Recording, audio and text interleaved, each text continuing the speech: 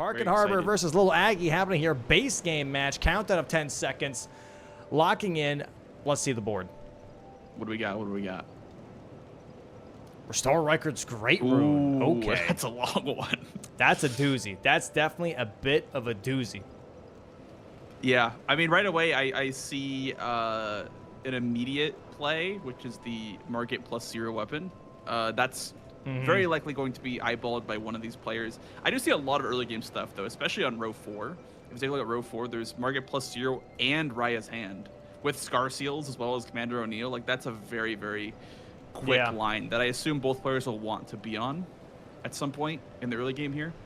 What are you seeing? What's your first read on the board? Honestly, what I like off the rip is Commander O'Neill, because you also have give Millicent her prosthetic arm on that row 1 here. So that column 5 is kind of nice, right? You're getting that Commander O'Neill already gives you priority on this corner square that you can kind of hold over your opponent's head, being like, hey, I already killed Commander O'Neill, and if you don't do it, I'm going to have an advantage the whole time just on that square. It's kind of like getting Blue Loretta while Fingerslayer Blade's on the board, right? It's kind of that same thing where you can like really hold over that advantage over the other player, being like, hey, if you ever want to contest, you have to do extra work that I already did first before you can actually take away this priority that I have.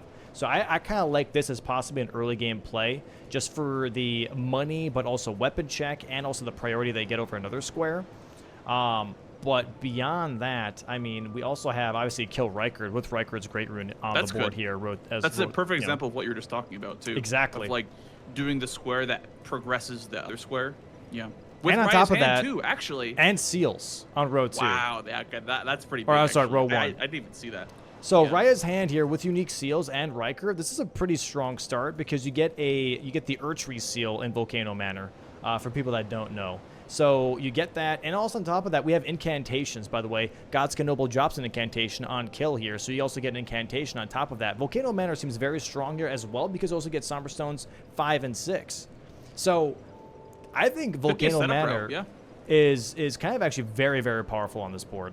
You have a lot of things you can kind of lean on for that specifically. And if you get past God's Noble early, you can go for Reichard Memory of Grace 100k. Like, I don't know. I feel like overall, like, this Volcano Manor play, I'm liking it more and more the more I look at it. Obviously, Margit +0 is a great start, but also we're down without status effects could be rushed here because of 100k runes. Like, this is definitely an easy double up that people will do as well. So, I don't know. It really depends on how they are going to play this board and what they would like the most. Players have picked their classes now. We have 2 different classes. We've got Parky on the Spiked Club class here, and Aggie is going with the Noble S-Stock, the Noble Slender Sword, I should say, and the Serpent Curved Sword. Yeah, the square off's going to be fantastic versus Margit, but the bleed on the Spiked Club is also going to be nice. I do think consistency-wise, and here we go, starting time for both players, consistency-wise, I think the square off is going to outperform the Spiked Club, because you're able to constantly stagger Margit over and over and over again. Unless you're really comfortable with the Spike Club as a hammer, I think just square off is going to win that race, you know? I would agree. I think the stagger locking potential is nice, and I think Margit has 80 poise, so it's 2 square off R2s to stagger. I could be wrong about that, but yeah. So yeah, I mean, both players are going to be jumping off the edge past the Scion. And one thing I wanted to bring attention to is that Aggie actually started with the class with the Noble Slender Sword, not only for square off, but also because it has 13 intelligence off the bat. There's a 30 intelligence square on the board, so him starting with 13 makes the square him only having to level 16 times or 17 times over closer to 20 times for the intelligence square. So yeah, that is nice. That is nice. I agree. That is very, very good. Also, it started with a stave as well. I don't know if that stave is very important for the 6 stave square, but I don't know which one this one is. But he just started with a stave, so he has 1 stave and he has progress in 30 int already. So very solid. I'm just updating the players' cameras real quick just to make sure that we're on the most up-to-date footage. Should be all good now. Yep, there we go. Perfect. All right, and yeah, so we're both currently at the first up grace here. Going to be grabbing this, I'm assuming, just for later. Both grabbing it. Okay. And interesting. I'm expecting, I don't know. Oh, a little bit of stutter there. I'm expecting, honestly, I mean, I don't know. Like I said, there's a lot of different pathways, right? You have pretty much 3 different starting points on this board. Either you rush Margit +0, or you rush Raya's Hand, or you rush O'Neal. I think those are the 3 starting points. They're all on row 4, by the way. But those are the 3, I think, starting points for which players can pick to start off this bingo match. I think Parky might go for Raya's hand because she has the Lens Between Rune in her inventory, which is how much you need to buy the necklace for Raya. So I feel like Parky might take Raya's hand just because otherwise you'd have to kill Bogart for the necklace. And I believe Aggie might go for Margit +0 just because he took a line closer towards Gatefront. He went to the Church of Ella. I don't know if he grabbed anything there, but he also started with the rune as well, by the way. He has money in his inventory, so he actually bought stuff from Kale as well. Yeah. Very interesting. I feel like the default start is always Stone Sword keys, but both players going for the rune this time. What do you think we about saw, that? by the way, Aggie, he did check Kale, by the way, sold his money and bought the Knight's Greatsword from Kale, which is a really good weapon here. I do hope that makes up the difference of time loss getting to this grace. I mean, it's like 15 seconds. But I do wonder why he wanted to pick up that specific weapon. Yeah. I mean, it could just be that, like, the Greatsword moveset is more consistent overall. I know Square Off is very, very solid, but the Greatsword has more range, and it might just be more reliable pound for pound than a straight sword. As Parky here ports to Scenic Isle, I assume that means she's going to be going for the Raya's Hand Square. Aggie going to Haligtree. Do you think he might 30 int right away with the Haligtree money? It might be exactly what he's looking for. Definitely surprised because he did have just some money for good. Raya's hand, but I think because he grabbed the sword at Kale, he was like, you know what, maybe if I am chasing, I shouldn't chase on Raya's hand to Volcano Manor. And Parky is doing exactly that. And I like this play a lot from Parky because, as we mentioned, Volcano Manor is a very, very strong play on this board. Very, very strong play. I think it's like a very strong read from Parky. Yeah, very strong board reading because most players probably would take this board and go, oh, you know, obviously I'm going for Margit +0. But Parky here is showing some very good presence of mind and, you know, seeing all the value on the board with taking Raya's hand because you're closer to a Seal, you're closer to Godskin Noble, which gets closer to Rykard. There's a Magma Worm there. It's just a lot of value in the Volcano Manor. 100%. 100%. And it will grab the necklace here for Raya. She's going to immediately go back here. It would be faster to port. Yep, nice. Cool. And Aggie here going to be going through Haligtree, just going to be grabbing the Somber 10 and Somber 9. Maybe just looking to really be set up for this game here, but I don't think that Somber 10 is really that necessary on this board. There isn't like that much killing. The biggest thing I see here is obviously Rykard, but you have to use Serpent Hunter for that anyways. Beyond that, I mean, we see... I guess Commander Nile, because of the Haligtree Medallion. So I guess so. I guess Commander Nile, but I agree. I think Somber 10 is very a little overkill niche in cases where that would work. Yeah. Yeah, I think Somber 8 would be more than fine here, but yeah. Aggie talking to D on accident. There we go. The 30 intelligence first 30 square on the board yep. here from Aggie pops that. There it is, 30 int. Interesting. I wonder if he has like a plan for this for the 30 int. I feel like you wouldn't normally do it off the bat unless you find an int weapon to use. But it looks like he's looking at the weapons. It doesn't terrible. He buys a torch. Buys the Naya's torch. What's the Ash of War? Is that like a flame breath one, or I've never seen that weapon used before. Maybe because it's somber. He needs a somber weapon for upgrading. Oh yes. That makes sense. Right. Yeah. Parky here going for an Altus Grace, by the way, as well. So her getting this Raya's Hand Square does get her a Grace closer towards Pradon, by the way, which is a very nice side effect. Yeah. Aggie checks the Greatsword chest after buying the Knight's Greatsword. Yeah, gets the Letta Sword here. Definitely one of the worst ones. There it is. Raya's Hand of Volcano Manor being marked here by Parky. Gets a nice corner square. Yeah. I honestly would prefer to be in Parky's shoes in this. Yeah, 100%. 100%. Because Aggie already stat dumped. He already spent a bunch of money on intelligence, and now he didn't get the corner square. So we'll see. I mean, is Parky going to right away be going for Margit now? That would be insanely powerful if she got both those squares. I mean, she did see Aggie just stat dump 30 in, so he didn't have a lot of progression here, but we'll see. Aggie right now, also now in Southgate or about to go to south, get Raya, maybe just setting up the smithing stones here. Yeah, going to be grabbing the smithing 2s and 1s from the merchant, getting set up here for staves, which are on road 2. There are 6 unique staves. He already has one. That as well as Topsky. Where the hell did he get 6? Where did he get 1 stave or staff from? Oh, he started with 1. Oh, okay. Got it. I don't know which one it is. I don't think it's the demi-human one. We'll see if he like ever brings it up again. But it's like it's got like a little curve on it. I don't know what that stave is, but a little curve. I don't think it's one that we normally grab. Okay. So that is good progress because he can buy one here and there's one from top, he gets so that's already here, 3. Yeah.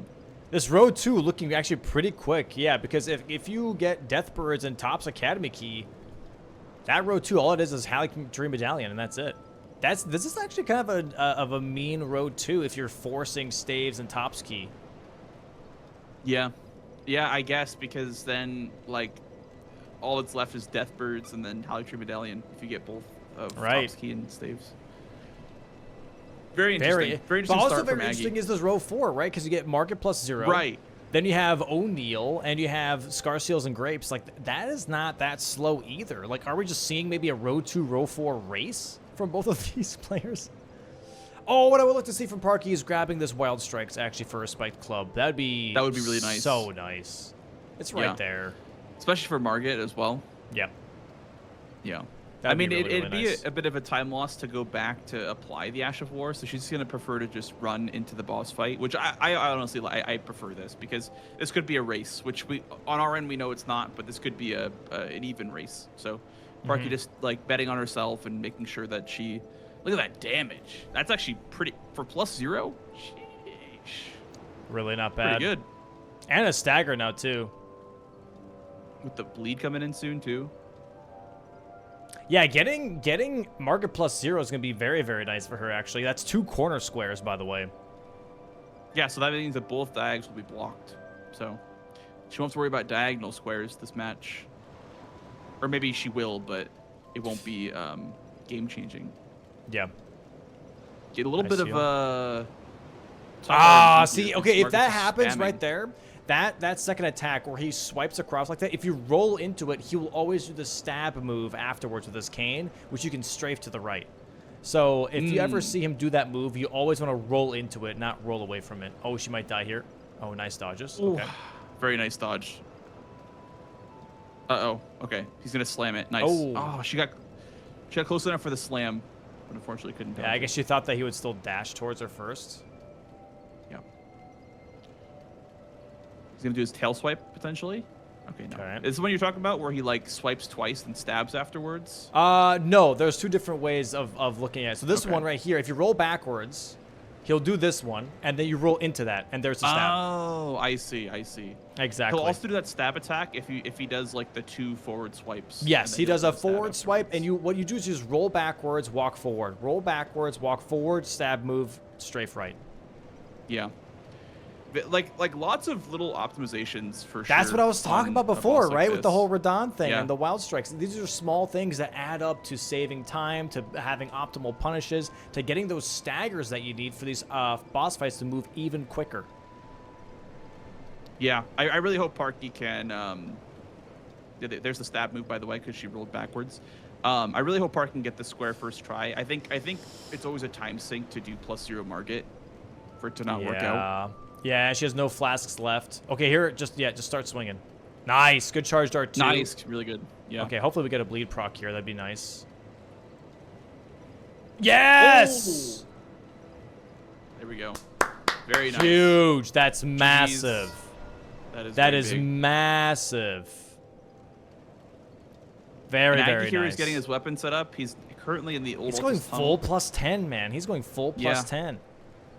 Honestly, for row 2, I don't mind this because he has to kill Red Wolf. He has to kill 2 Deathbirds and a Death Raper and Commander Nile. So I don't mind him. And he wants to go as fast as possible. And the more he sees Parky marked, the more he knows that she's not upgraded. Right. Yeah. I feel like Somber 10 can in some cases be overkill, but in this case, when you know your opponent is marking a lot of squares, you can kind of take your time and you can just do this really long setup route that ends up, putting you ahead for the rest of the game essentially on upgrade levels. So Parky here, I don't know if/when she'll be doing her setup. Maybe right now is when she decides to set up. Yeah, she might be doing it right now. Going towards the teleporter, yeah. So Aggy getting another stagger here. The goal. Yep. Sadly, not getting the quick troll with the double clump. Yeah. Which is unfortunate. It's unfortunate, but at least his weapon is wieldable, so he can at least still do this. Yeah. Feels even worse when your weapon's not wieldable. Square off also very easy at staggering these trolls. I don't even know how much poise they have. They have like none though. They have like 60 poise, I believe. And there it is. Nice kill there from Aggy. A little bit longer. Giant crusher. And he's going for a Lake lot of of Rot strength now. for that one. Dude, yeah, so he's just going full setup here. And hopefully that pays out for him. This row 2 is definitely very devastating. Parky here now at the same merchant that he was at. And if she starts doing staves now, you know.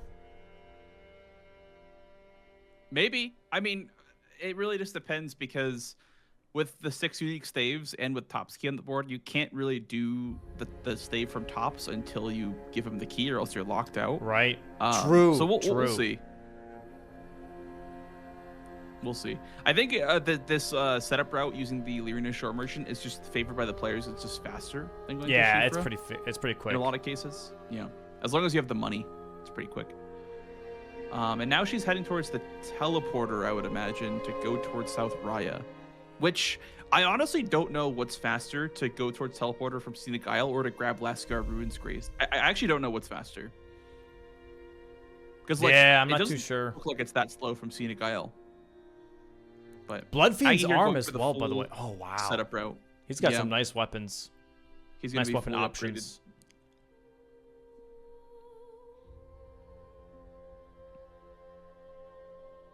Yeah, I mean, I guess you only need the 1/3 if you're doing somber 4, 5, 6. Right. Because otherwise you would need either a somber 5 or a smithing 4 to go to +12. Bang, and a somber 10, dude. Wow. Sheesh. Yeah, it's definitely gonna pay out on some of these fights. On some of these fights, it's gonna be very, very quick. And it looks like that Parky is gonna try towards Nile now. O'Neal. Yeah. And so is Aggy, but now he has an upgraded weapon. So he might be ahead on this just by having an upgraded weapon because Parky's going for Baboosh.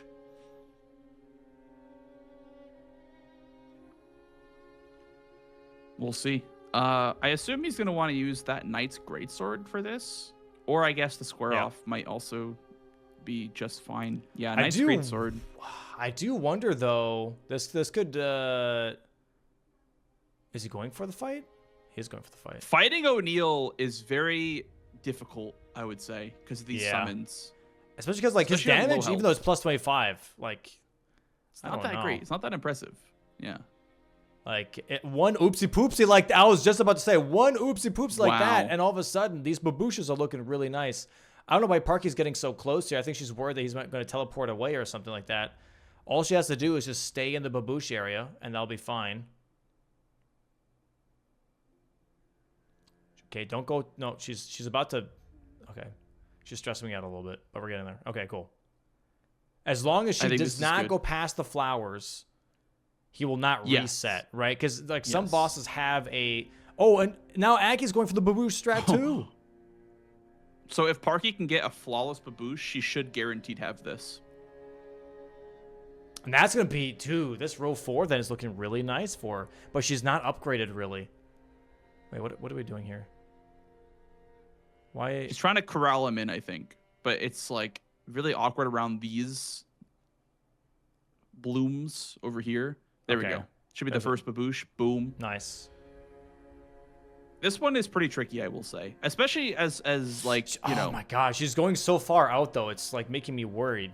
She's not getting good cycles on him either though. She's missing out on some cycles, which is really not good. As someone who specializes in DLC, this is one of the harder ones for me to do for sure. Was the O'Neal baboosh. That's unlucky. You gotta stay a little bit closer and just have to like strafe him into these attacks. Yeah, she's missed like 3 babooshes now, and now Aggy's on there too. What she just did was perfect. Like right there. Yeah. That one cycle. She's gonna turn him around. She's gonna miss. She's gonna miss this one. Yep. Yeah, because that one's so quick. That one geyser is so quick. Well, as you see, like on Aggie's screen here, right? You have to stay somewhat close. Aggie's missing this baboosh here as well, so they're kind of trading on missing these babooshes, but you gotta stay somewhat close, and just like you want to have them run a small circle, not a big circle. These are big circles here. She's gonna constantly miss it. She's gonna constantly miss it because she's running big circles here. She's giving him too much lap time. And this is why this cheese specifically is not banned, because it is. There's a lot of execution involved that I think people don't realize. Does it look easy when you're doing it right? 100%. But it's not that easy. Nice baboosh here though from Parky. Yeah, I would say this cheese. Oh my goodness, almost just jumped into a rock geyser. And there goes the summons. By the way, this is gonna be really scary. Yeah. The axe summons are now out. He should reach this cycle. Hopefully. Aggie's catching up though. Aggie is catching up. Parky got one though. Parky got a baboosh. Now his dial is doing the perfect RNG. And now he's hitting him too. Oh wow, yeah, that's gonna catch him up here. Now they're tied. They're both on the same one. One more baboosh for either of them. Parky is standing in the puddle. He's just waiting. Who's gonna baboosh first? Oh, almost the exact same time. Almost the exact same. Oh, but Parky got it. Wow! What? Dude, like a second snipe. That's insane. That's like. Oh my days.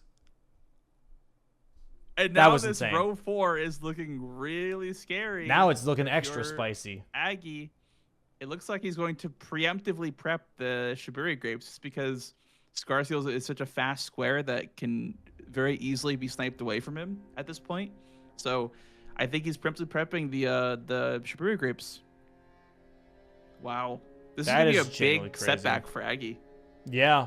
I mean, this row 2 is still looking very good for him, right? He just has to make sure to not lose the stave square. Otherwise, if you lose the stave square, like he's kind of in a bit of a bad position because she has this really big row 4 threat and then has this column 5 if she does get it. They're currently tied on staves. She just got the gravity one. She got the gravity staff from Kaled and also bought the one from Liurnia Shore. Now they're tied on staves. And Aggie is not even making progress on the other stave because he can't get Tops' stave yet. He has to give him the key. So in prepping the Shiburi Grape Square, we'll give him a little bit of progress towards another one, the one in the tower in Liurnia, but not really too much value on the board. There's not like I like this square. Though. Yeah, I like this from Parky, right? Because having him push into Scar Seals or grapes, and him doing grapes is such a waste of time. It's such a time sink, and that allows her to not only to maybe collect staves a bunch, but also maybe even get her weapon set up on top of that. Like this is pretty juicy. She's buying herself a lot of time. Yeah. Taking out the book of notes, the book of knowledge, seeing what's next. Going through a tally tree. Yeah, I think you're right. I think this is a weapon setup play. Yep. Well, Aggie goes for the grapes. She's wasting a lot of time. I'm not gonna lie. This square is gonna be a huge time sink. Like if she goes for Tops' key here, that would be I think the best play because it blocks that row 2, but also like I don't know. I think I like Tops' key here way more as her first play because it gives her triple corner square. The movability is going to be insane if she goes for Tops' key. Yeah. First, she definitely needs to get her weapon set up a little bit. I mean, not because Red Wolf is like that crazy or anything, but because the more you delay your weapon setup, the worse off you are, I feel like, in the base game. So I think getting a weapon setup is perfectly fine here. But what a crazy swing of events, honestly. Like, what a crazy swing. That one square, that one O'Neal square, just swung everything in her favor, I feel like. Yeah, let me refresh Parky's stream, by the way, because she marked that on our side a little bit sooner, but also we had that little flare up there, the little flicker at some point. Yeah, I would assume it's just like a very slight delay on her end. Yeah. Oh, let me just, what am I doing? There we go. Yeah. There we go. Okay, yeah, it was like a 2-second delay, right? Consecrated. Grabbing maybe Frost money and Frost Grease. Yeah. Interesting. Yeah, I mean, because grapes is crazy.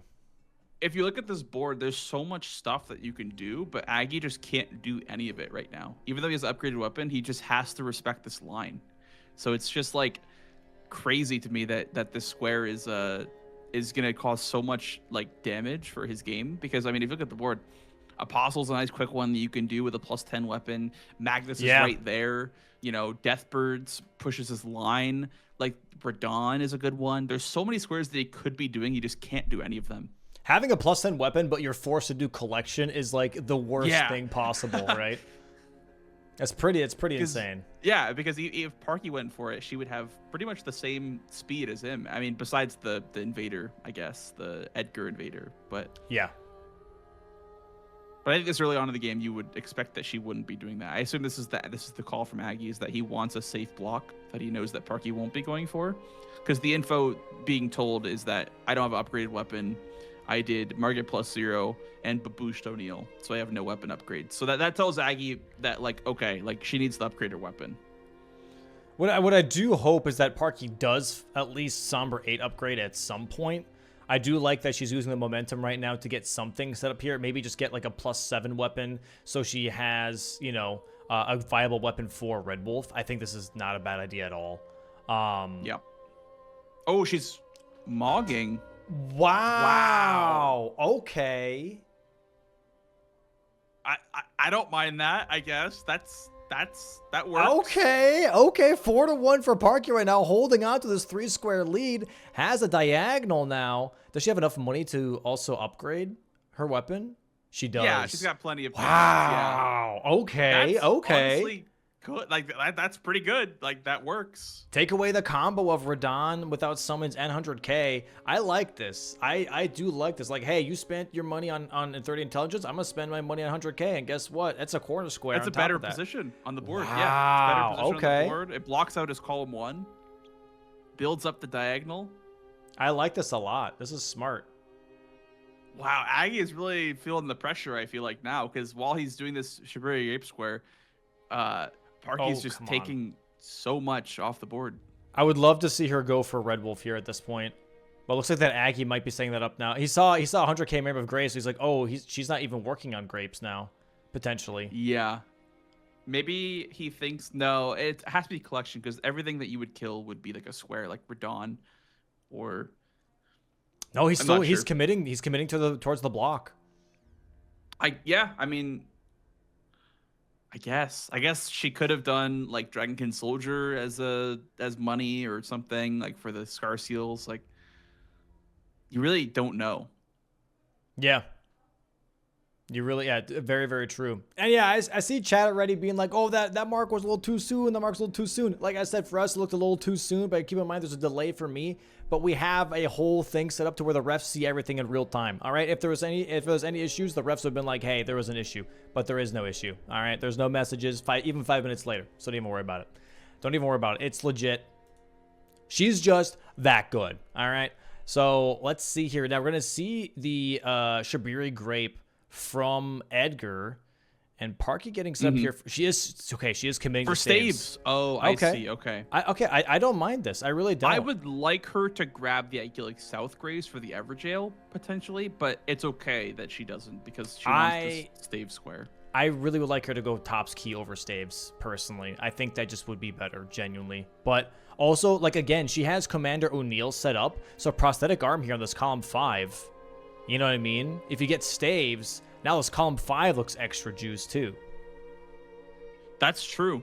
That's true, because that would make a situation where Aggie could either go for Barefaced Soldier of Godric or Renala, either of which she could be spending time getting... Oh my goodness, you gotta be careful. Yeah, crazy. You gotta be careful with that Burger King mask. He has minus HP, by the way. There we go. So there we go. He got it though. He gets the grape here. He also gets, I believe, the weapon. 25 normal halberd. And he's going to get the grapes block here in that row 4. Very nice here from Aggie. Going to be blocking out that row 4, which has been very intimidating. Gets honestly, a little bit of pressure. Pretty quick block. Like, that didn't take as long as I thought it was going to. Yeah. But there's still pressure on the board for sure. There's still that diagonal. There's still column 5. There's still column 2. And there is the mark from Aggie. While Parky is getting set up for Staves, she has 3. I think she has 3. She bought one, got one from Selen, and then got another one from Kaled. All right, now Aggie is in Kaled now. Does he like He might maybe the also row go for 2 here, or Staves. does he go for Radon here instead? I think he might go for He's Radon going for without status Radon. effects. Yeah. I think he might want that because row 1 with Millicent prosthetics it arm. connects with this column too as well. So right. It kind of makes 2 threats at once. Yeah, he's playing really. I mean, it makes sense. He's playing really defensive right now because up until this point, he was down 3 squares already in the early game. He's like, okay, I got to make use of this plus 25 weapon that I have. Let me go kill something rather than do another collection square. You know, so that does make sense here. I would like to see Deathbirds from him more than anything else. She has to go up 1 more for this staff, by the way, not the cookbook. Not the cookbook. Yep, 1 more. There's going to be a mage there.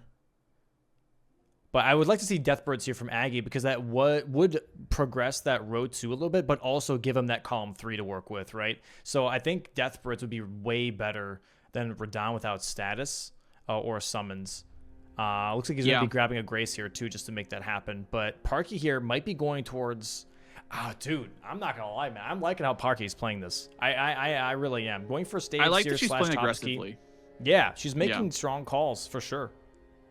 Like, playing defensively in bingo can really just hurt you because if you're not contesting the best possible play, then you're just going to be losing the best possible play every single time. So her going for this play here, I like this. Like, it doesn't matter between Topski or Staves. I just like that she's attacking the board in a way where she's building her own threats faster than Aggie can put them out.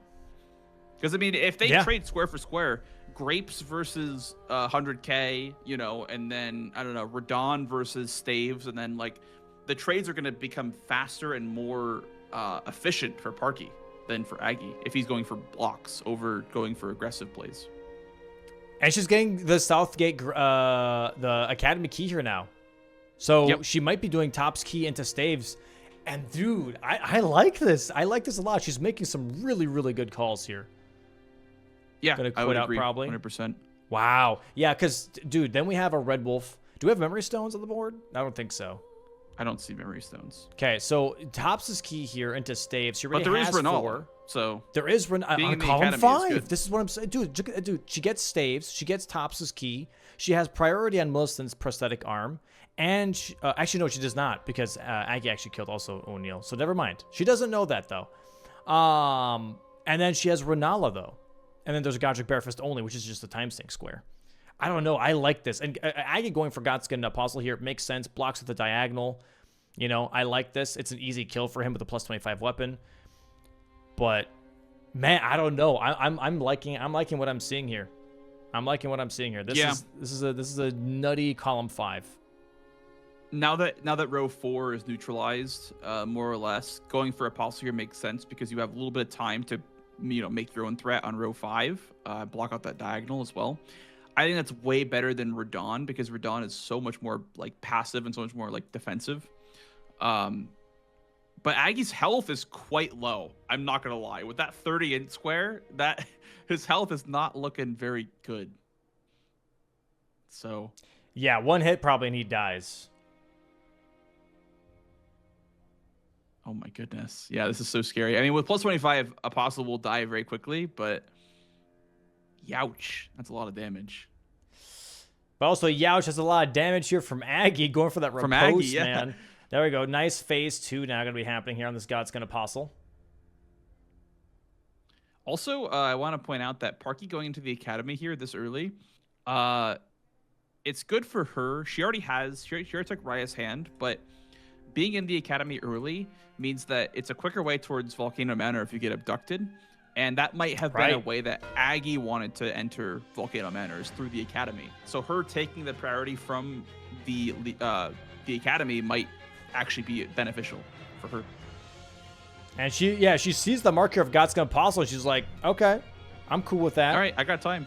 Yeah, that's fine. Aggie, I do like what Aggie's doing here. He's playing very defensively, but in a smart way, right? Where he's just blocking out the potential bingo lines right now because she does have so many squares. He's like, okay, you know what? I'm going to play defensive here. I'm going to go for only blocks, and that's pretty much it. Let me get Godskin Apostle, block out the row 5 diagonal. Let me get Radon without summons, block out the column 2 and the row 1.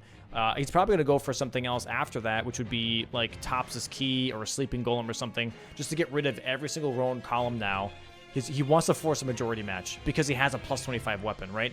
Right now, he still has the weapon's edge. So if he just blocks out all of the bingos and forces majority, then he has the overall long game currently unlocked compared to Parky's +7 club. Absolutely. Yeah, he's leveraging his weapon difference by doing 2 kill scores back to back with Apostle and Radon. If Parky were to contest those, she would have very little chance of getting them just because of the weapon difference. So I do like that he's leveraging his like time he spent setting up. But I do also like Parky playing aggressively and setting setting fires on the board and making Aggie put them out. That's generally a better way to like a more linear path to victory, I guess, to like set a bunch of fires than to play defensively. So I like this a lot. And, I would like to see. Oh, sorry, go ahead. No, I was just gonna say like if Parky gets the tops key square, she'll likely just go for staves and she'll have the double columns, right? So, right. And then also the other diagonal as well. Well, the top left to bottom right will still exist. So she's going to have a lot of threats here if she gets both staves and tops key. So what I would like to see from Parky, though, is after getting Tops' key and staves, is go full upgrade, or at least Somber 8 upgrade, right? I would love to see her take a moment to really match the weapon level of Aggie at least a little bit. Really nice Red Wolf fight here, though, from Parky right now. I do see a Somber 6 stone on this board. And that's probably killing Magnus. That could be a good option for Parky. That's like a square that also sets you up a little bit. So, I mean, otherwise she'd have to grab things on 5s or go into Altus Tunnel or whatever, because I don't really see a whole lot on this board. Nice. And there's the Red Wolf. Very, very nice here from Parky. At +7, bit of an annoying fight, but she gets it. And now we can grab the Tops Academy key here, right? And return that, and that's going to block out this row 2 that Aggie has available to him and really show this column 4, column 5 problem. Yeah, I think when he shows Radon here, Parky's going to like maybe take her time with staves afterwards, because there's no way Aggie has also been collecting staves. Like if he did Apostle and did Radon and Hayata Shiburi Grape. So like I think she's going to really take her time here after he marks Radon. So yeah, going towards that tops key, very, very nice. Surprisingly for Radon here, not the best damage for Aggie. Let's see it here, as you guys can see. +25 Greatsword, it's okay, but I'm not personally super impressed with the damage. I'm not very impressed either. Is it possibly, yeah, +25 weapon? I mean, that's a Charizard 2 and a +25 weapon. Maybe the levels are just lacking. I'm not sure, but the weapon's not really going as crazy. Could be as 30 expected. Could be because he doesn't have stats in his damage. That is true. That is true. Yeah, that stat dump does matter for sure. Here we go. Phase 2 though, right now on the Radon. Parky going through Raya Lucario. He had to grab the Tops' key, rolling frantically, trying to dodge those Glintstone Pebbles. And we want to stay at the front here, guys, because we want that immediate transition. You have to be in the front for the transition to happen. Here we go. Here's the transition now. So Aggie can go ahead and go for some extra punishes here. Maybe wait it out a little bit to maybe get a stagger. Radon still has he still has a decent amount of HP, so we'll see how Aggie deals with this. Oh, there we go. That's nice combo. Attack. Yeah. Yeah. You don't have to roll the last 2. There we go. And bang. That was pretty risky, but it's worth it. It's worth it. There we go. That's another mark here from Aggie. Yeah. Very nice. Radon without summons and status. Now we've got Wendy's 4 for 4. Very nice here. But now we have the Tops' key here for Parky. This column 4 and column 5 about to show up here for Aggie on the screen, and we'll see how he deals with that. Does he go for a prosthetic arm?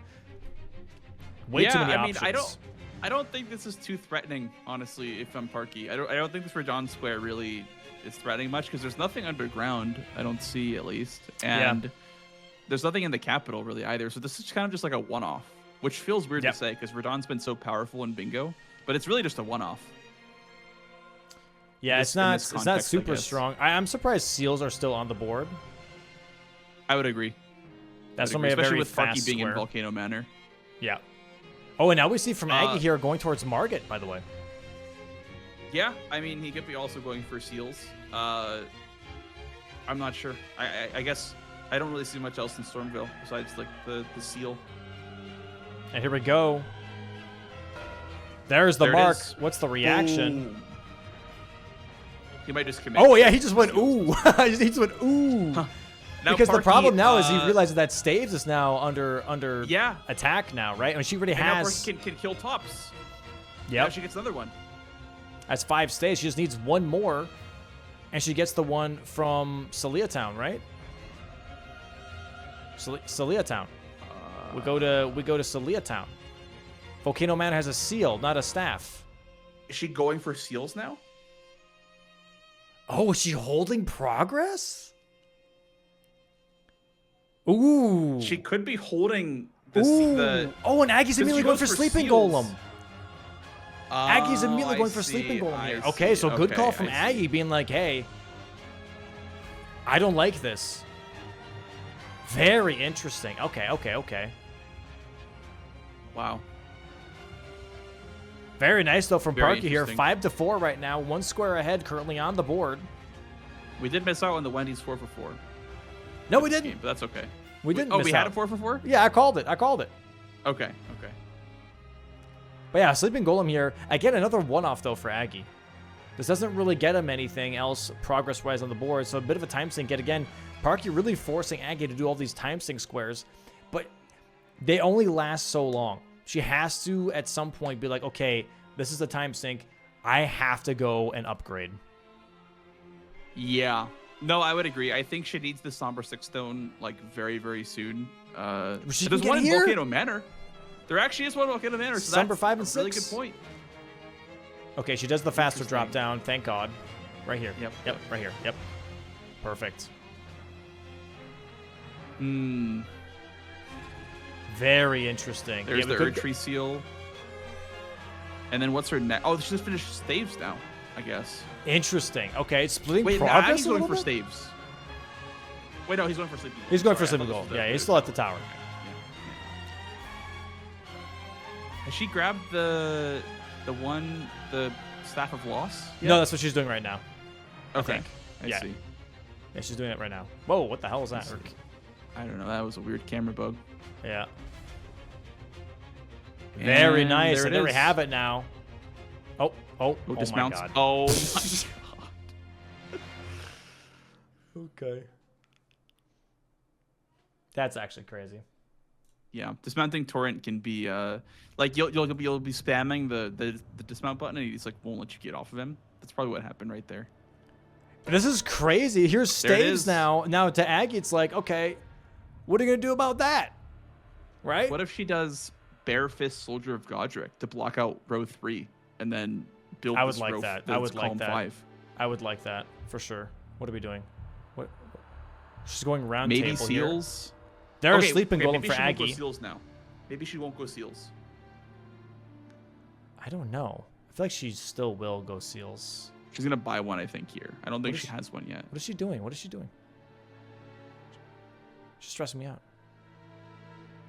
There's the seal. Okay. Okay. I think she's going for seals. That's 2. That's 2. She just needs one more. Yep. And now Aggie's going seals. Stop. What is she? Okay. Oh, she's checking for keys. Okay, she's going for Stormveil. Because Stormveil seal. Yeah, keys for Stormveil. Yes, exactly. Which I guess is fine. Yeah, you can also go for the other one it makes in sense Altus. because the one in Altus is that there's no progress that way. Like, there's nothing over there. What else is in Stormveil, though? I guess not really anything. Yeah. Okay. No, actually, no. Actually, hold on. There is the incantation book with the seal. There's 14 incantations on the board. That's so true. That is 2 incants. There is that. That's actually really okay. I like this. Dude. Can you get it before Aggie gets his? Yes, 100%. Because he needs 2. If she doesn't go for the grace, I think she has it. Because there's a grace in the tower. Okay, she's got this pathing down. Very nice. Yep. Yeah, she doesn't even have to go for Godric, right? No, for nothing. Yeah, if she just turns left here, then she has it, I think. She's doing that. Yep. She's doing it too. Nice. I like this. I like this a lot. Because Aggie also has 2, I believe. Or maybe he only has one. He has one. Okay. He has the finger seal, and that's it. He's grabbing his second one right now. This does set him up for Reichert, though, which is also really nice. So even if he does get sniped on this, he still has, access to Volcano Manor regardless. So I do like this. This is one of those plays where it's like, okay, even if I lose out, whatever. Like, I can still, take advantage of the area that I'm in. But big, I would really like to see Bare Fist Godric, though, after this. Bang. There it is. Boom. Grab the it's hard, book! but it's fine. Grab the book! What are we doing? Come on! There's 14 incants. Grab the book! Grab the book! You're still there. You're still there. Grab the book. Oh. Please, oh my. Okay, she's going to go for Godric Barefist only. Okay. You know what? That's still fine. That's okay. I do like this though. She's moving Does on the board. Does she have the strength requirement? The strength and dex requirement? I don't know if I saw her stats. I don't know. I mean, she has I mean, she can do it regardless, right? I mean, if you want 6 damage though, I don't know if she does. No, I think she's not. checking. No, she does not. Okay. She has 15, 11. So she needs 4 more points. Okay, Do you but know how Aggie much here. of a difference it makes between damage? Yeah, I mean, 4 to 6, that's like 50% damage I see. increase. You know? Yeah. That's pretty huge. It's 4, 6, and then 8. What's Who do the we break point for 8 appreciate? damage? Bingo. What? What's the break point for 8 damage? That's a good question. I don't know. Most people just go for 6. Yeah. 8's probably like probably a probably total pretty of high. 40, so probably like 30-10 or something like that. I don't know. Yeah. Like just a total of 40 between both dex and strength, but I'm really not sure.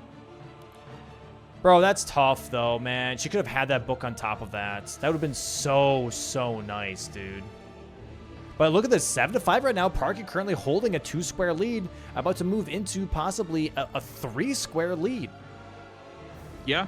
I mean, and it looks like she's got the pressure along to go with it. She's not just going for dead squares. Like, she also has the pressure, too. Put your club away, god damn it. Okay. Parky's going to give Dom a heart attack if Yeah. she keeps going. I am going to have a heart attack, straight up. Why are we one-punching? Isn't that more damage? No, tap R2s. Always tap R2s. Or maybe It looked like if it you was have doing a lot of 4. damage. Yeah. Maybe if you have 4 on tap R2s, you do 1 punches instead. I don't know. Maybe. I mean, it looked like she was doing a lot of damage, but you don't stagger him, I guess. Yeah, I mean you don't stagger them regardless, even with tap R2s. Like fists don't do shit. Yeah. I mean, you at least you can get those mini staggers, then you can interrupt him. Yeah. Regardless, though, this is crazy. Wow, Aggie doing a lot of damage to Noble. Yeah, plus And it looks 25 like- and it's slash damage. Uh-oh. Oh my goodness. That was greedy, and he knows it too. That face that he made, he's like, that paid off. He's like, that He paid said off for sure. no to the Michelin Man. Very He nice. said, I don't want my tires replaced.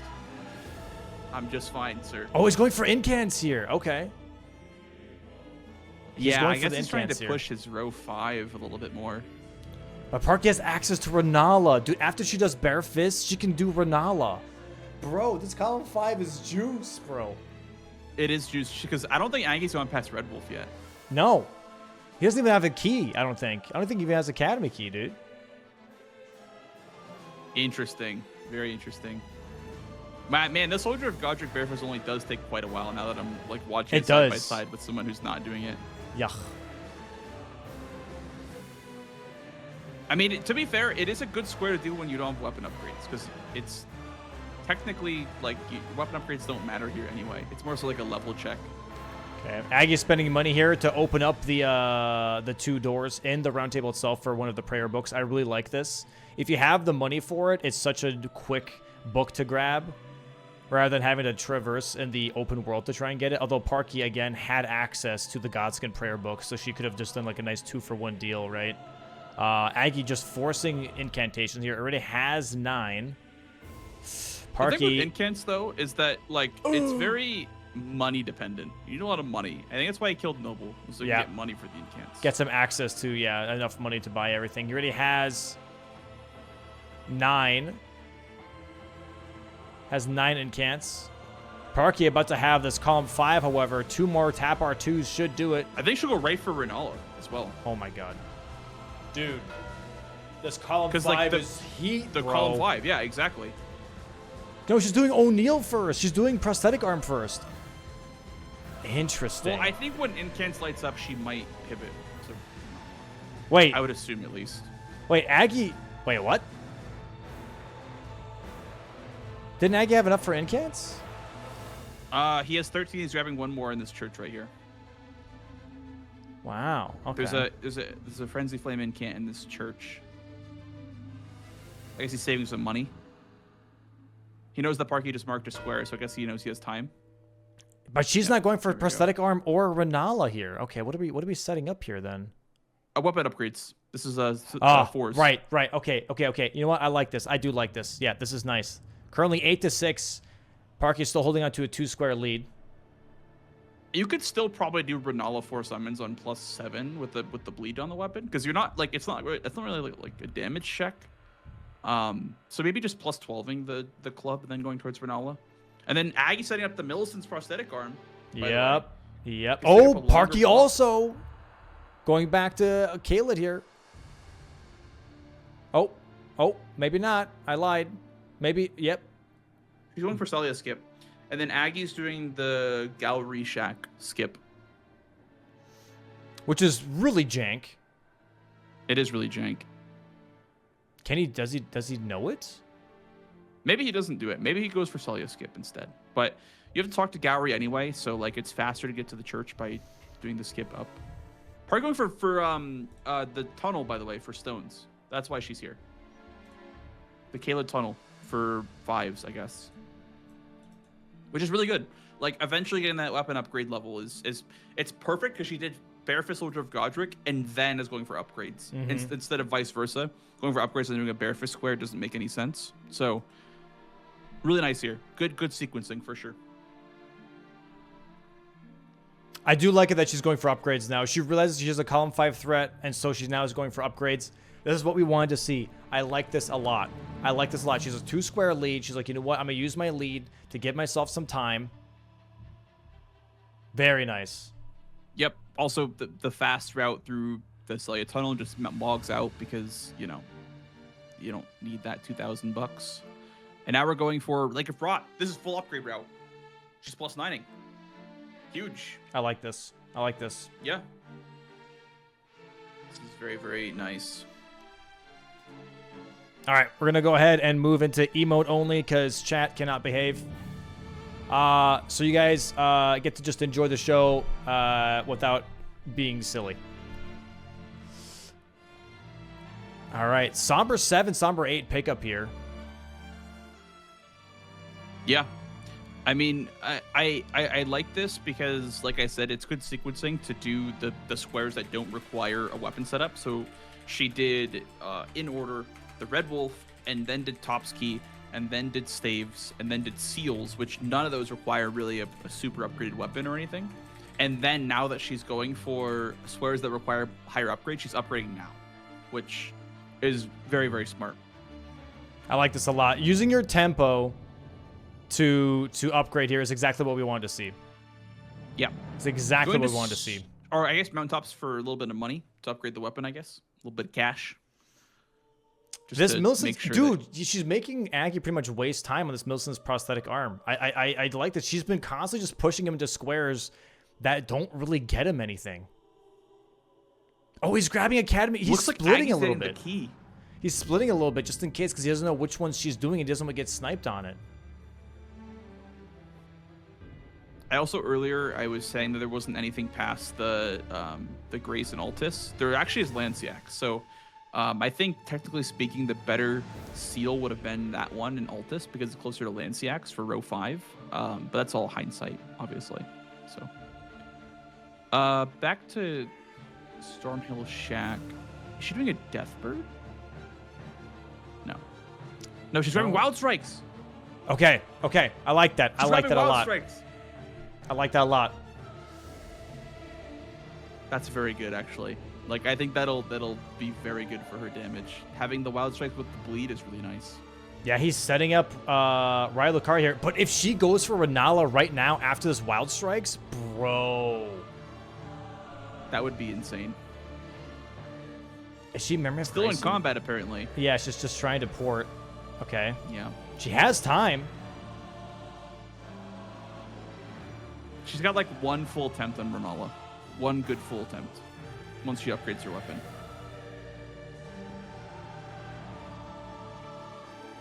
So, We'll see. Does she have a somber weapon? I don't know if I saw her grab a somber. She might have grabbed the torch, but yeah, I'm really not sure here. I see.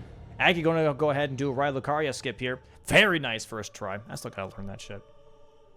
Very nice first try on that skip here. Going to be getting close to Red Wolf.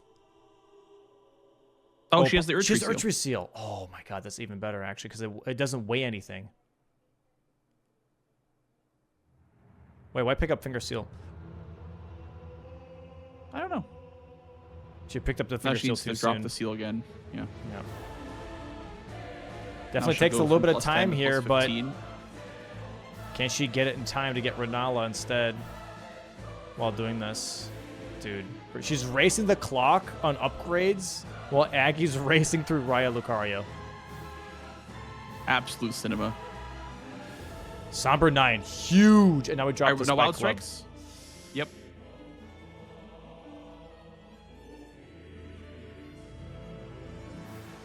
Okay, plus 22 is huge. That's what we wanted to see. That's what we wanted to see.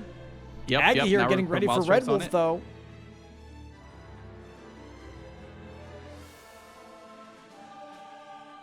Okay, doesn't matter. Whatever. Just go. Just go. Just go. Just go. Who gives a shit? Just go. Where's she going? Oh no, she's going for Shaded Castle.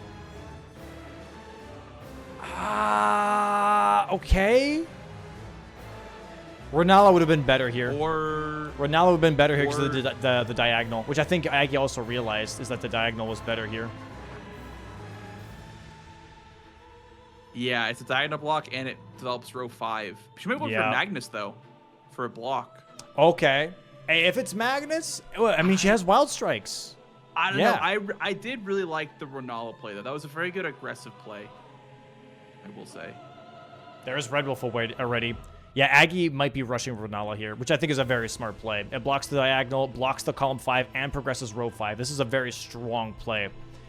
This is probably the most important square in the board right now. It's a very risky play, but it's about to pay off for him here for sure.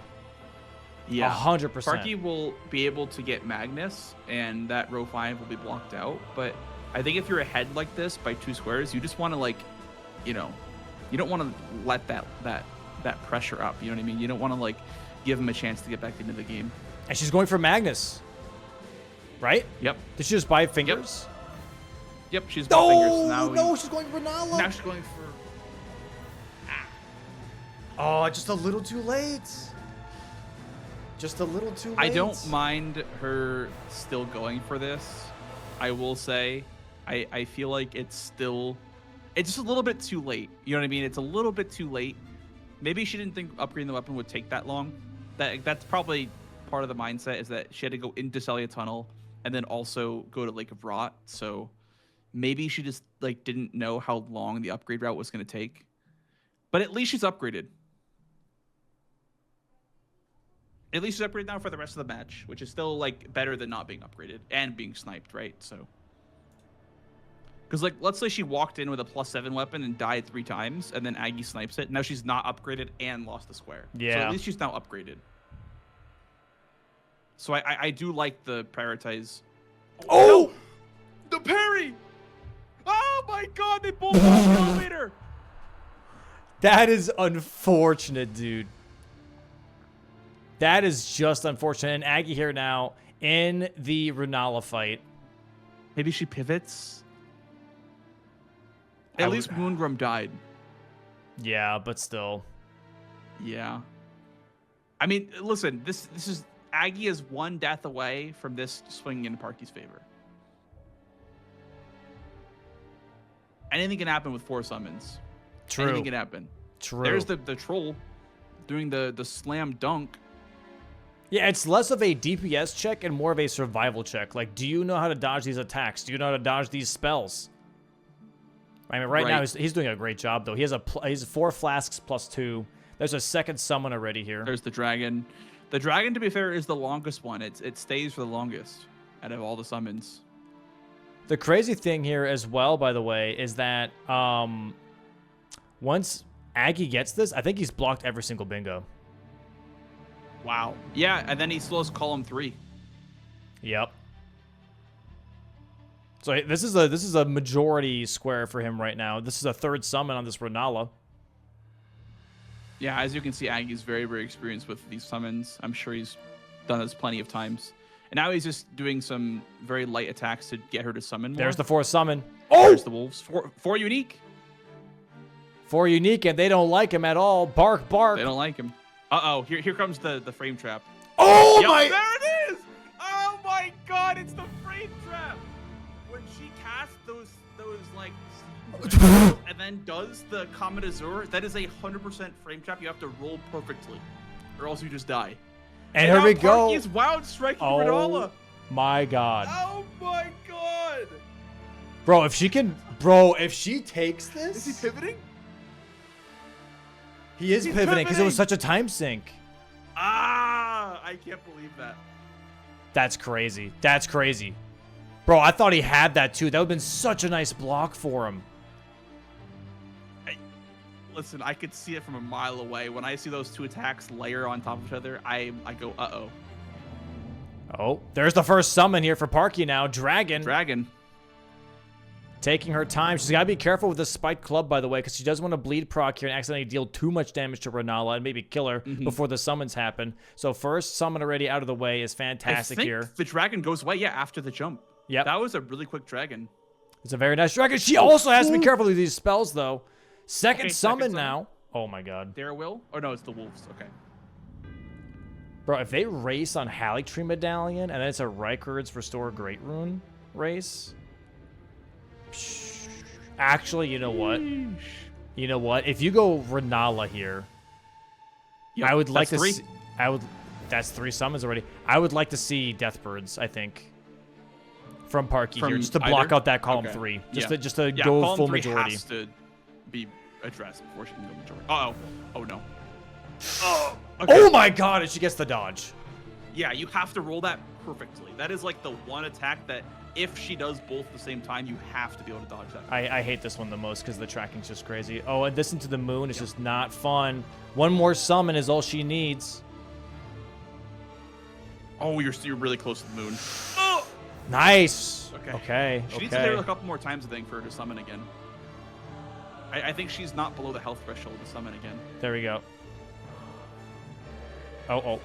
Okay. Nice. There it is. Number 4. Number 4. That's 4. And it's Troll. Yep, and it's the giant. Yeah, so that one's not super scary. Yes, run through his legs. Run through his legs. Run through his legs. Okay, this is really scary. Oh, this is very scary. Unless she's got it. Oh, my God. She takes 1 tick. She's fine. She's fine. Okay. Now we go to town. Now we go to town. There's another summon. What is it? It's Dogs? just wolves. It's fine. Yeah. Okay. Just run away and then go back in. Yeah. 3 more hits. 3 more hits. Here we go. Boom. 2 more hits. Boom. Bang! That's it. Oh, my days. Column 5, diagonal threat, and now, like you said, just block the bingo. Just block it. Block that 3. column 3. Boom. There we go. Renala is down. And that means, yeah, for Aggie, like, okay, perfect timing. Now I can do the arm. I can just block column 5. I'll do the arm. And now it's good timing because, like, Aggie will give the arm, like, before Parky can even go for it. Yeah, before Parky can waste any time. Wait, Aggie didn't do the I dialogue. don't think he talked to Millicent. Yeah, he didn't talk to Millicent. Oh, now Parky's setting it up. Well, he never did anything for the questline. He never talked to Millicent. He never went back down. He just talked to Gallery. That was it. Wait, oh, she didn't talk to Millicent at the shack. That's what it was. I see. Oh, okay, Because you have to go down to the shack after and talk to Millicent there. Wow, Parky going for veggies, but Aggie's already Aggie halfway done with them. I don't think he ever talked to Millicent. He doesn't have... Well, she's not there. She's not at the Church of the Plague. She's at Gallery Shack. But oh, and he never went down. Yeah. This is why you study. This is like a bit of an accidental blessing for Aggie here. Yeah, he's having Parky time sink a little bit in this. I've never seen this skip before. Really? Oh, yeah, this. Yeah, the Watchtower skip. That's what I'm calling it. Can't say I've seen that one. There it is. Yeah, she's standing there saying, "What's up? I'll meet you in Altus. Give me my arm back." Parky here going to lose out on the prosthetic arm for the bingo line on column 5 here, but still currently 3 squares ahead, about to be 2 squares ahead as Marky, Jesus Christ, as Aggie is going to mark this square on the prosthetic arm. And then... I like that she went for it, though. I do. Yeah, I like it, too. Maybe thinking that Aggie would not... Maybe Aggie would think that she's bluffing it. There's the block, though. Very nice block here from Aggie, blocking out that column 5. Okay, what's next, Parky? What's next? Magnus. She's going Magnus. Oh, so is Aggie. But she has wild strikes. Oh. Nope. I like this. She's doing Riker instead because of column 3. I see. I like this. Yeah, I don't mind this either. I like this. I like this because this gives her a lot of money, but also it gives her priority on column 3, which is majority. And there's a magma worm down here. Yep. Magnus is a one-off. You don't need this number 6 anymore. So I do like this. I do like this from her. I'm shocked Deathbirds is still on the board, by the way. Just saying. If Parky were to go for Magnus, and if Aggie were to go Deathbirds, that's really bad for her, right? So I like this play a lot for going for a square in column 3. Yeah. But as the Somber 6, if you guys were at home, or is on this building to the right where that guy is throwing pots down at you, the Somber 6 on top of that building. So really good for setup route. As Aggie here is into the fight with Magnus. Got to be careful because he has no wild strikes, and Magnus can be quite the tough NPC. There's the Lion's Claw.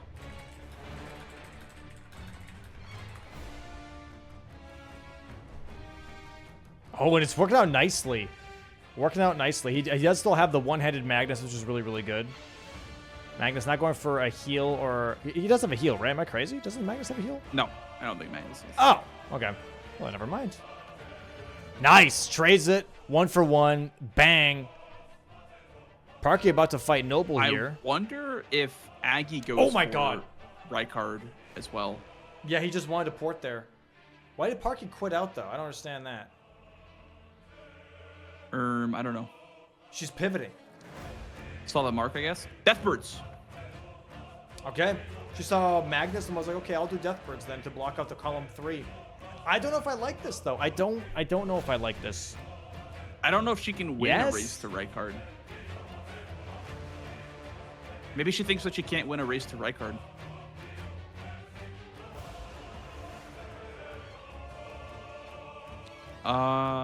Even after he takes Magnus, though? I don't know. Where is she heading to? Everjails. She's doing Everjails, not Deathbirds. Oh, Everjails. Oh, I see. Okay.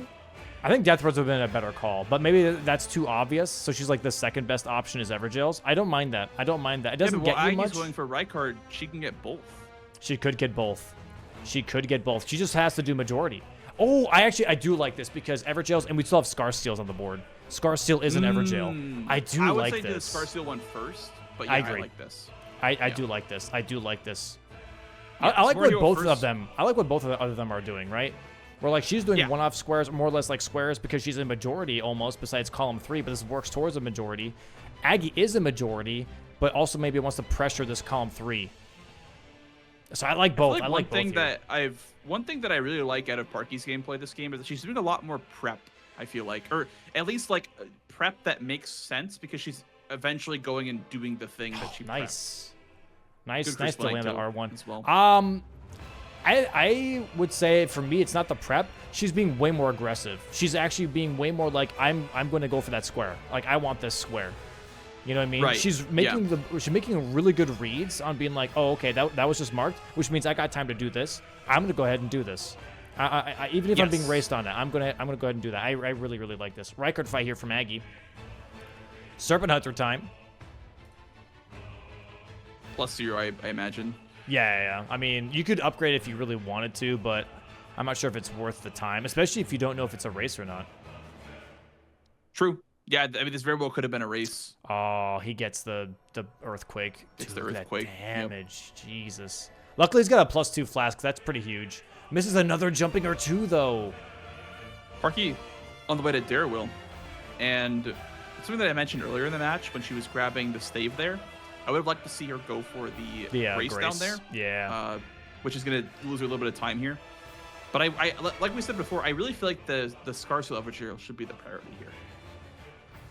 I agree. She's going to finish on 3 Evergales, though, with that last, the Ancient Hero of Zamor, which I still like, to be fair. Even and if then she'll have Prio on the Scarcel, because he won't be able to see it, right? Right. So I don't know. I like how she's going about it.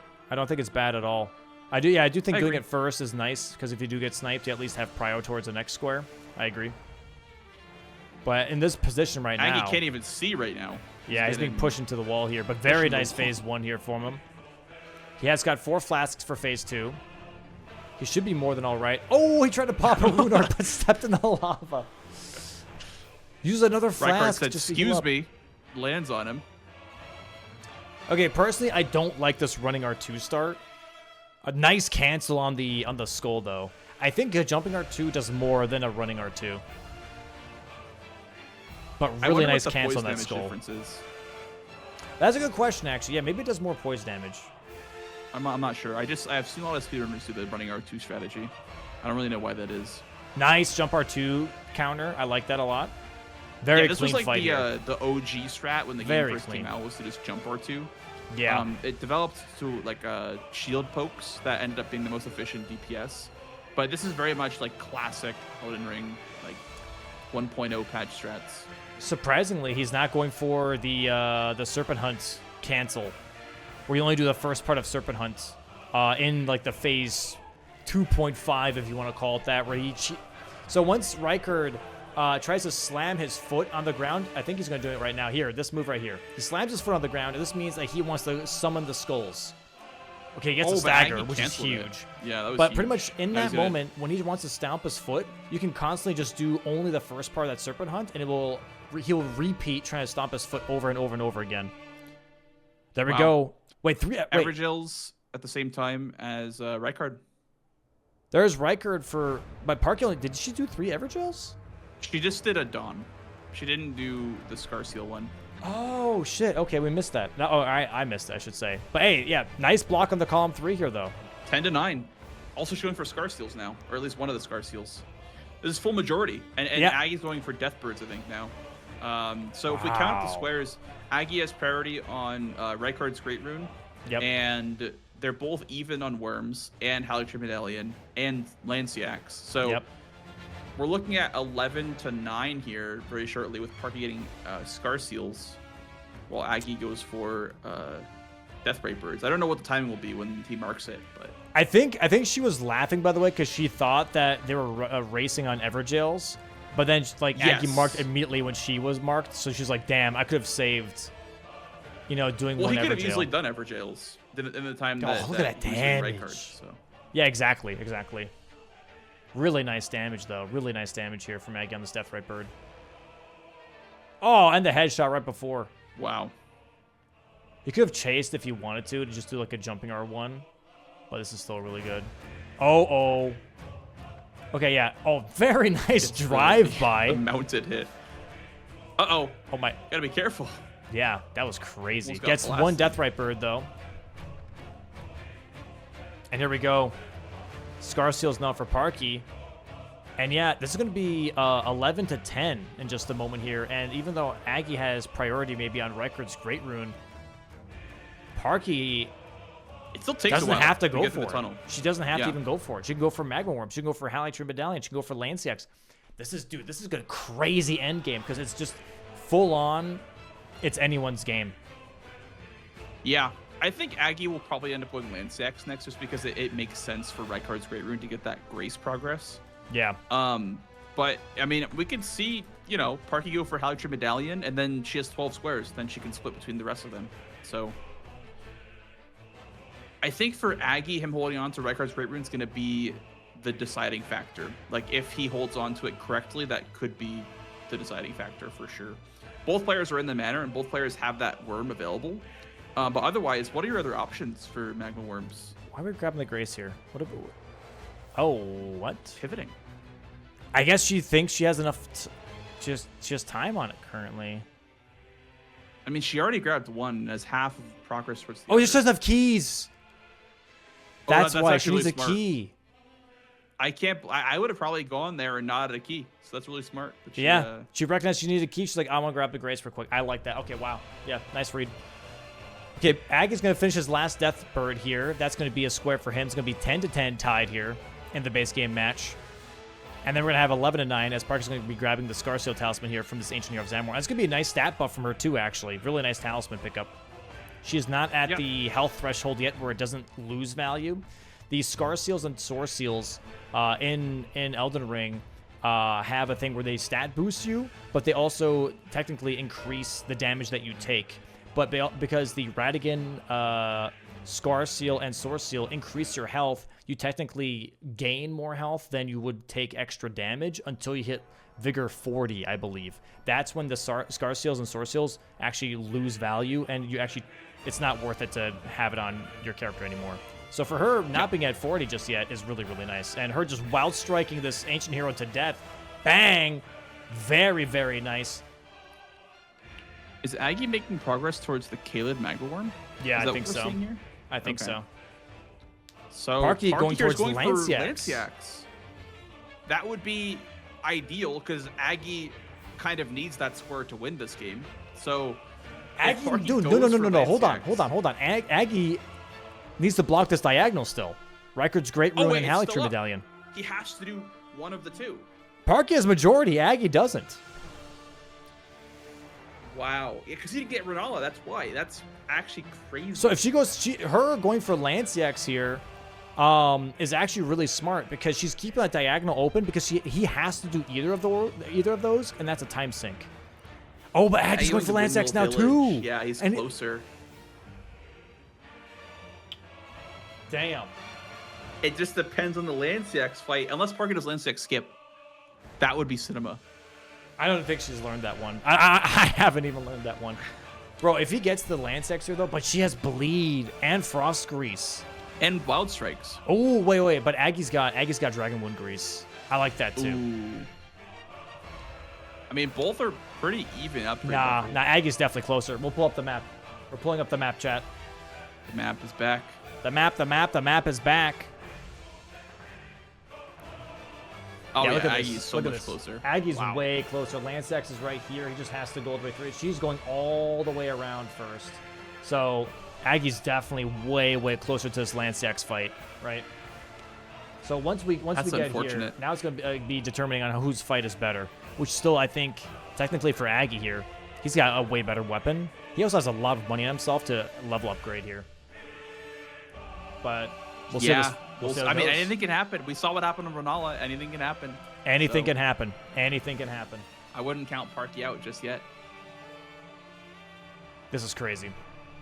This is pretty wild for a first game. Dude, I'm going to say the switch up from Parky from week 1 to now is insane. Like, her game plan was insane. I really liked it. Lots of fantastic calls. Lots of fantastic She's improved calls. a lot. And Yeah. also, like, I just wanted to say, like my DLC match versus Parky was, like, the closest match that me and her have ever had. So, yeah. I think she's, like, very, very rapidly improving. So, Yeah. I'd love to see it, like, in real time. Yeah, I am what's the word? I am ecstatic. That's a good word. I like that. And here we have it. The poison grease coming out here from Aggie right now, going to this Lanciax fight Poison. here. I mean, hey, that's what he's got. Oh, the damage not bad. That's not bad damage. Yeah. Staying mounted though is crazy, and he but dies. he dies right Yeah, I was about to say, staying mounted is crazy work. I would never. Maybe Torrent was being a bit of a butt and didn't allow him to dismart. I don't know. And Parky's right next to him now, grabbing this grace. He has a little bit of a head start here. Wait, she's porting. Oh, she's splitting.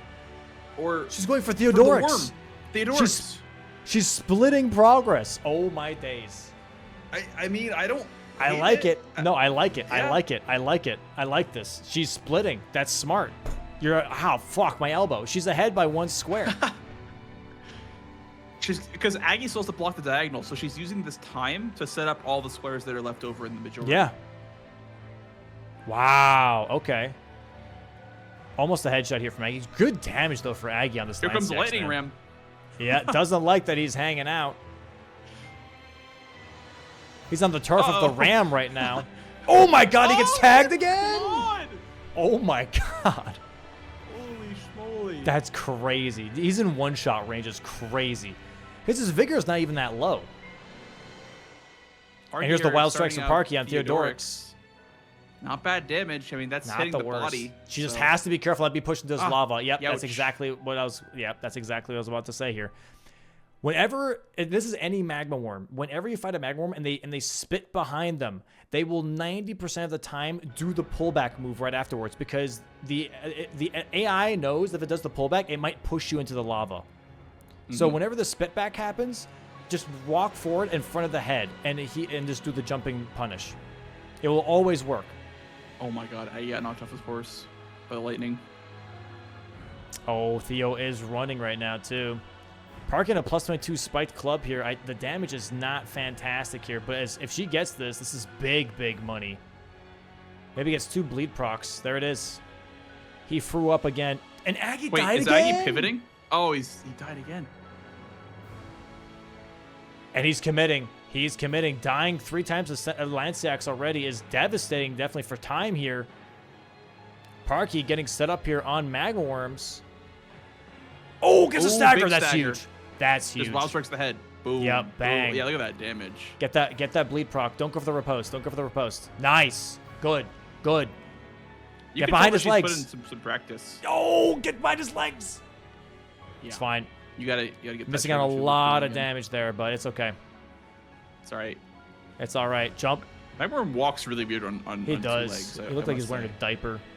The diaper walk is crazy. Oh. Okay. Lanciax here looking very good here for Aggy. Bleed the proc. bleed proc. Jump. Gotta roll that. Okay. Oh, okay. Wait, you can jump that? Yeah, you just jump counter it. Yeah, 100%. I see. Optimization blanks. Jump. Yep. That's my middle name. You just jump here. Just jump R2. I see. This fight's going better for Aggy. Very nice. Very, very nice. Nice! There's a stagger! Oh my god. She's running for the head. Oh my god, the wing almost like knocked her in the lava. Okay, yeah. Oh my god. Just don't risk it. Don't risk it. That's too scary. I'm not gonna lie. That's too scary. Take your time. Take your time. Lanciax halfway dead here for Aggy. That roll stresses me out. Oh. Okay. Okay, Parky should be close to another stagger here. Gets another throw-up attack here. Lanciax, a third left, if that. Aggy goes for the jumping R2 punish. Very nice. Oh, nice roll. Okay. Nice roll from Aggy. Tries to go for headshot. Sadly misses. Still good jumping R2 damage. Parky almost has Theodorix dead here. Oh, the stall attack from Lanciax. Oh my god, this is so stressful. This is so scary. Nice roll here from Parky. Nice roll. Oh, gets a stagger. That's it. That's one magma worm. That's one magma worm. There's Lanciax here for Aggy. Both of them kill at the exact same time. There's Lanciax for Aggy. And now it's 11-11. It's tied. What do they cash in on? Parky trying to go for magma worms. So they're going to go towards Caleb now. Aggy getting ready for Rikers. Okay, he has to block the diagonal, and he knows that. He's giving Parky enough time here to do magma worms. It's just so like Oh scary seeing neither player going for Commander Nile, because that feels like the very obvious like Just 12th square. Yeah. Just go! Just go! Wow. Dude. Wow. We might have a Halictree race. We might have a Halictree race. Yeah. I mean, we'll see how it goes. I would give the slight favor towards Parky with the wild strikes and just the health advantage as well. Yeah, the health advantage is crazy. That 30 intelligence is really kind of biting Aggie in the butt right now in this late game. He also didn't get staves, by the way. He started with a stave and didn't even get staves. So that's also like pretty tough too. Just go. Dude, wow.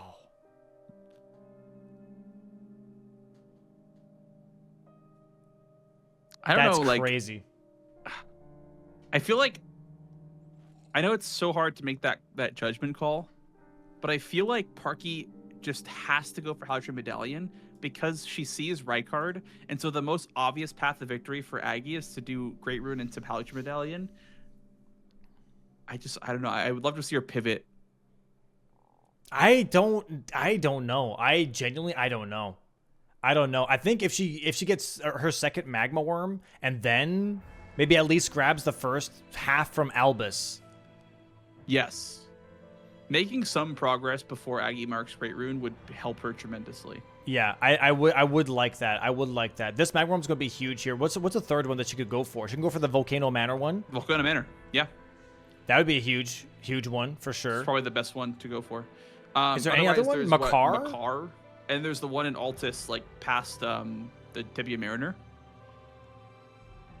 Oh yeah. Oh wow. Yeah.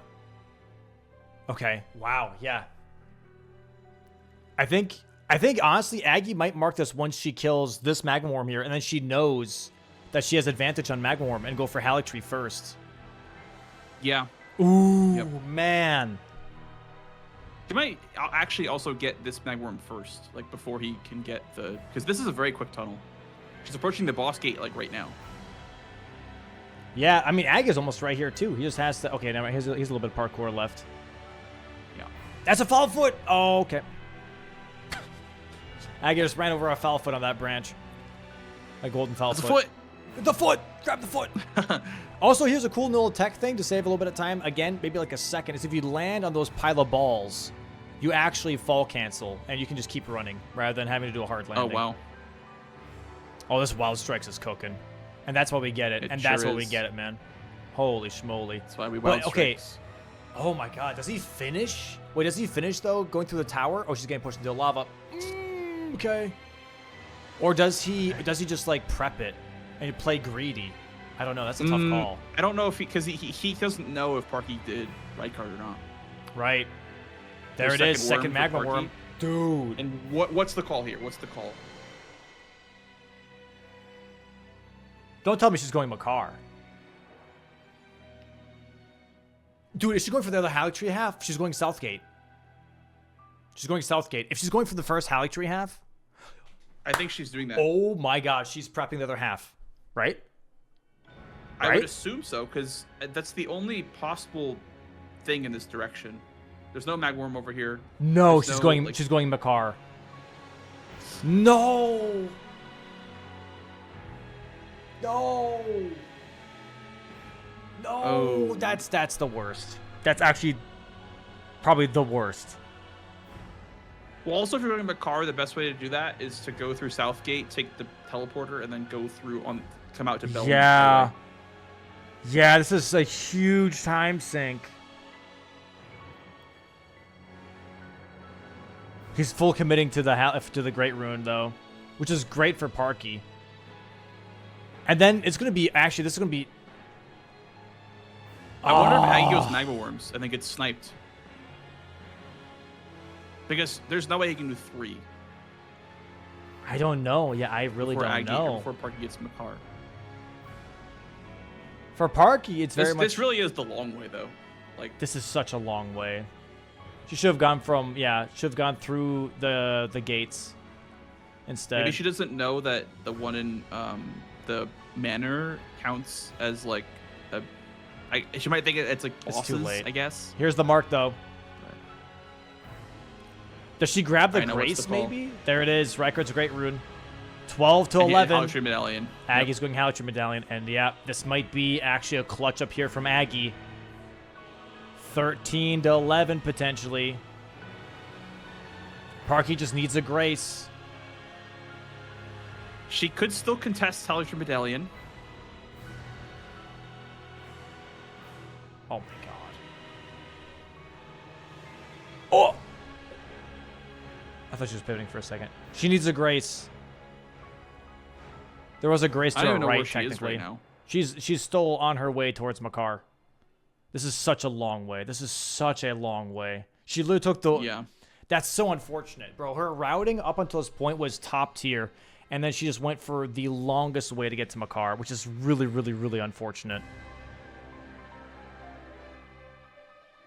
Aggie has the bloody Helix, by the way.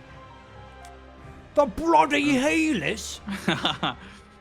He's not gonna use it, I don't think. Maybe for. Does she pivot Nile, here? he will. There's a Grace. There's a Grace. Does she pivot? There's a Grace right here.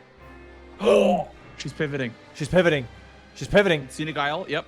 Okay. Well, here we go. Nile though for Aggie. Nile for Aggie. We got ourselves a game. We got ourselves a race. Oh my God! Because if she gets Halletree Medallion, it's GG's.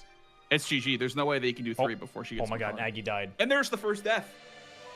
Dude. The biggest writers. Dude. There's no way. She might get the half and then go Makar.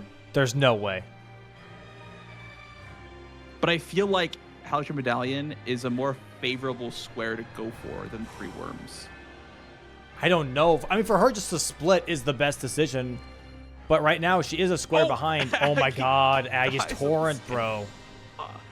And then he's gonna spawn in falling, I think, unless it doesn't count as stable ground in the tree. Yeah. Okay. That's -1 flask though. You know, he has 7. But This is insane. This is misses the insane. skip.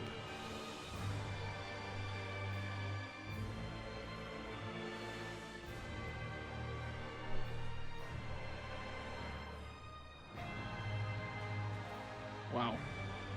And this is only game 1, chat. Like, This is only base game, more dude. Bingus action. Stick around after the match. Does she go Halletree? Does she go full Halletree? Oh Yes. my God, she's going for it. She's going Halletree. We have ourselves a race.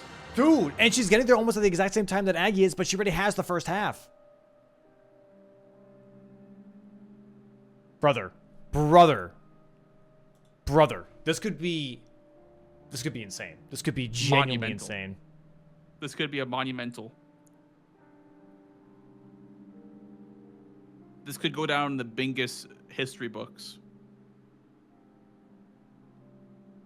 My PC is freaking the hell out. I'm hoping nothing crazy happens. Does she have a different skip? Okay, no, she's trying to find it. Okay. Oh. Okay. Aggie already has the first knight down.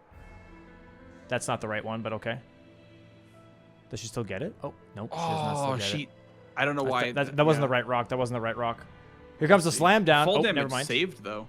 The fall damage like still procced. That's weird. Yeah. Maybe just the tip of the hoof or something. I don't know. Oh. Okay, the soldier is buffed now, so Good. Aggie. Oh, nice Got the backstab. skip. Parky is here now. Oh my God. Parky's here. Even if Aggie gets this first, like she has the other half. Yeah. Dude. It really depends on how the Spike Club does versus the clones, though. I don't know if it's gonna do too hot compared to like a great sword. Scar seal. Put down the scar seal. Oh, okay, it's fine. Aggie almost got comboed. Okay, how confident do we feel? It's the Nile race of the century. Immediately goes for the Going for a backstab here. Not bad. Okay, that's not bad damage. Just get out. Just get out. Damage is not. Okay, nice dodges here from Aggie. Oh, he gets tagged though. Oh, he's down to 3 flasks. And that flash that we saw him using the skip might come into play here. Nice backstab again here from Parky. She needs to do one more backstab on that first night. Has to be careful though. Here comes the super combo. Roll forward. Nice backstab. Nice punish. Nice punch. Aggie here currently One hit left in gets this a one. huge punish. Oh, the bloody heel is putting in work. Also, This is crazy. also pierce damage. Yeah. 'Cause Nile Very, is very using nice slash damage here from Aggie. so Very nice. getting a little I think bit the low. Storm might actually one-shot Aggie. So he has to just not get tagged by Storm. Oh. I would like to see Parky just take out these clones. And then I Oh my God, Parky's about to die. Aggie here looking like he's having a really, really good fight. Switches from Bloody Helix back to Knight's Greatsword because he already had a bleed proc. Parky has no flasks left.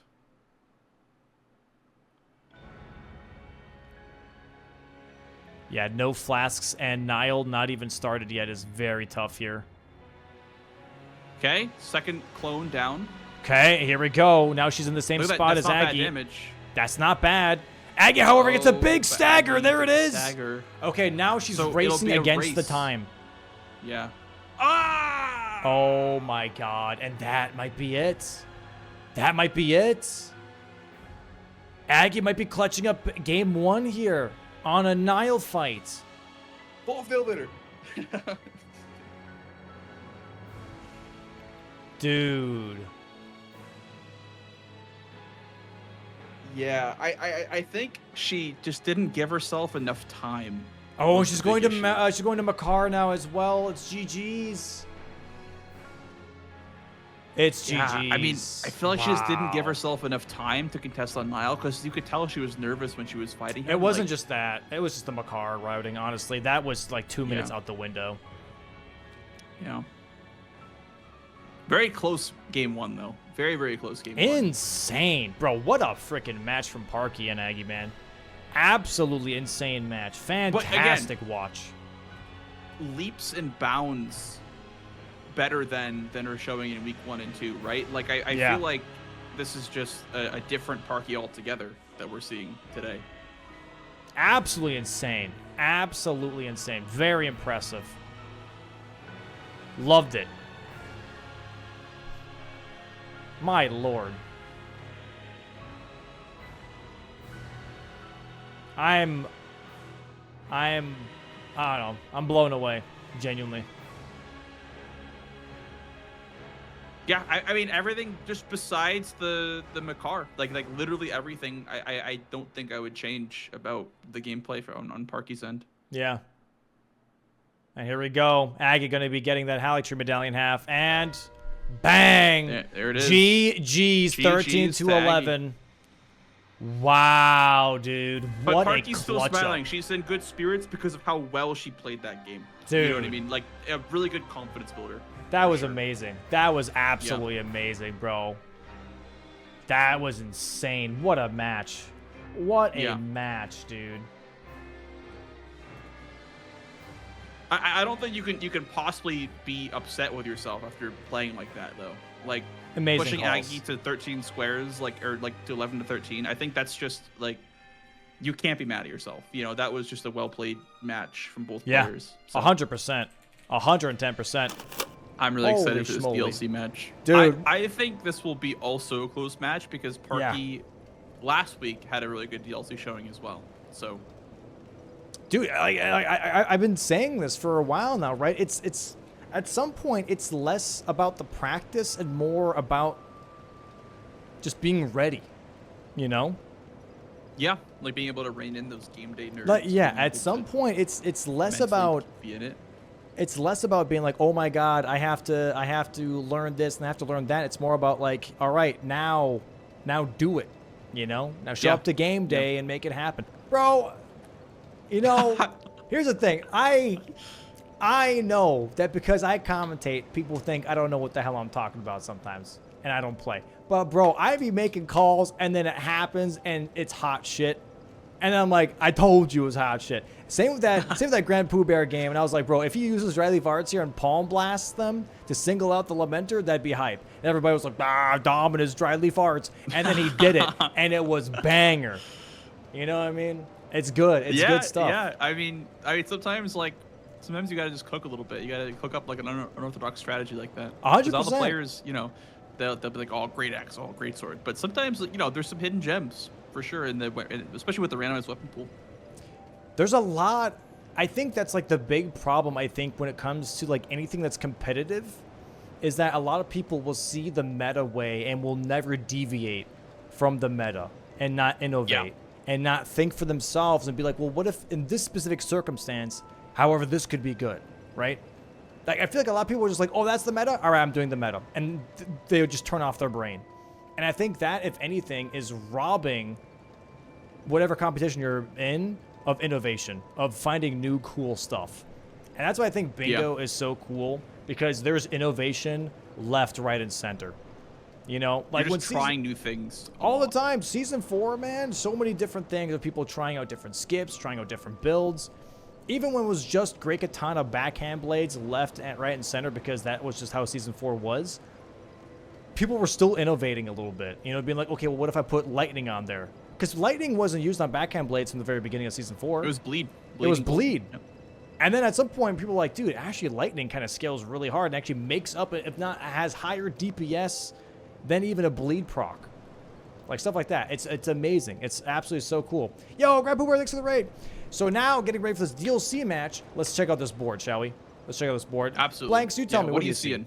Oh, okay. Yeah, I did the first one. You do this one. All right, cool. All right, here's what I'm seeing right now. Here's the vision. Okay, so in the bottom right corner, we have Florasex to sleep, right?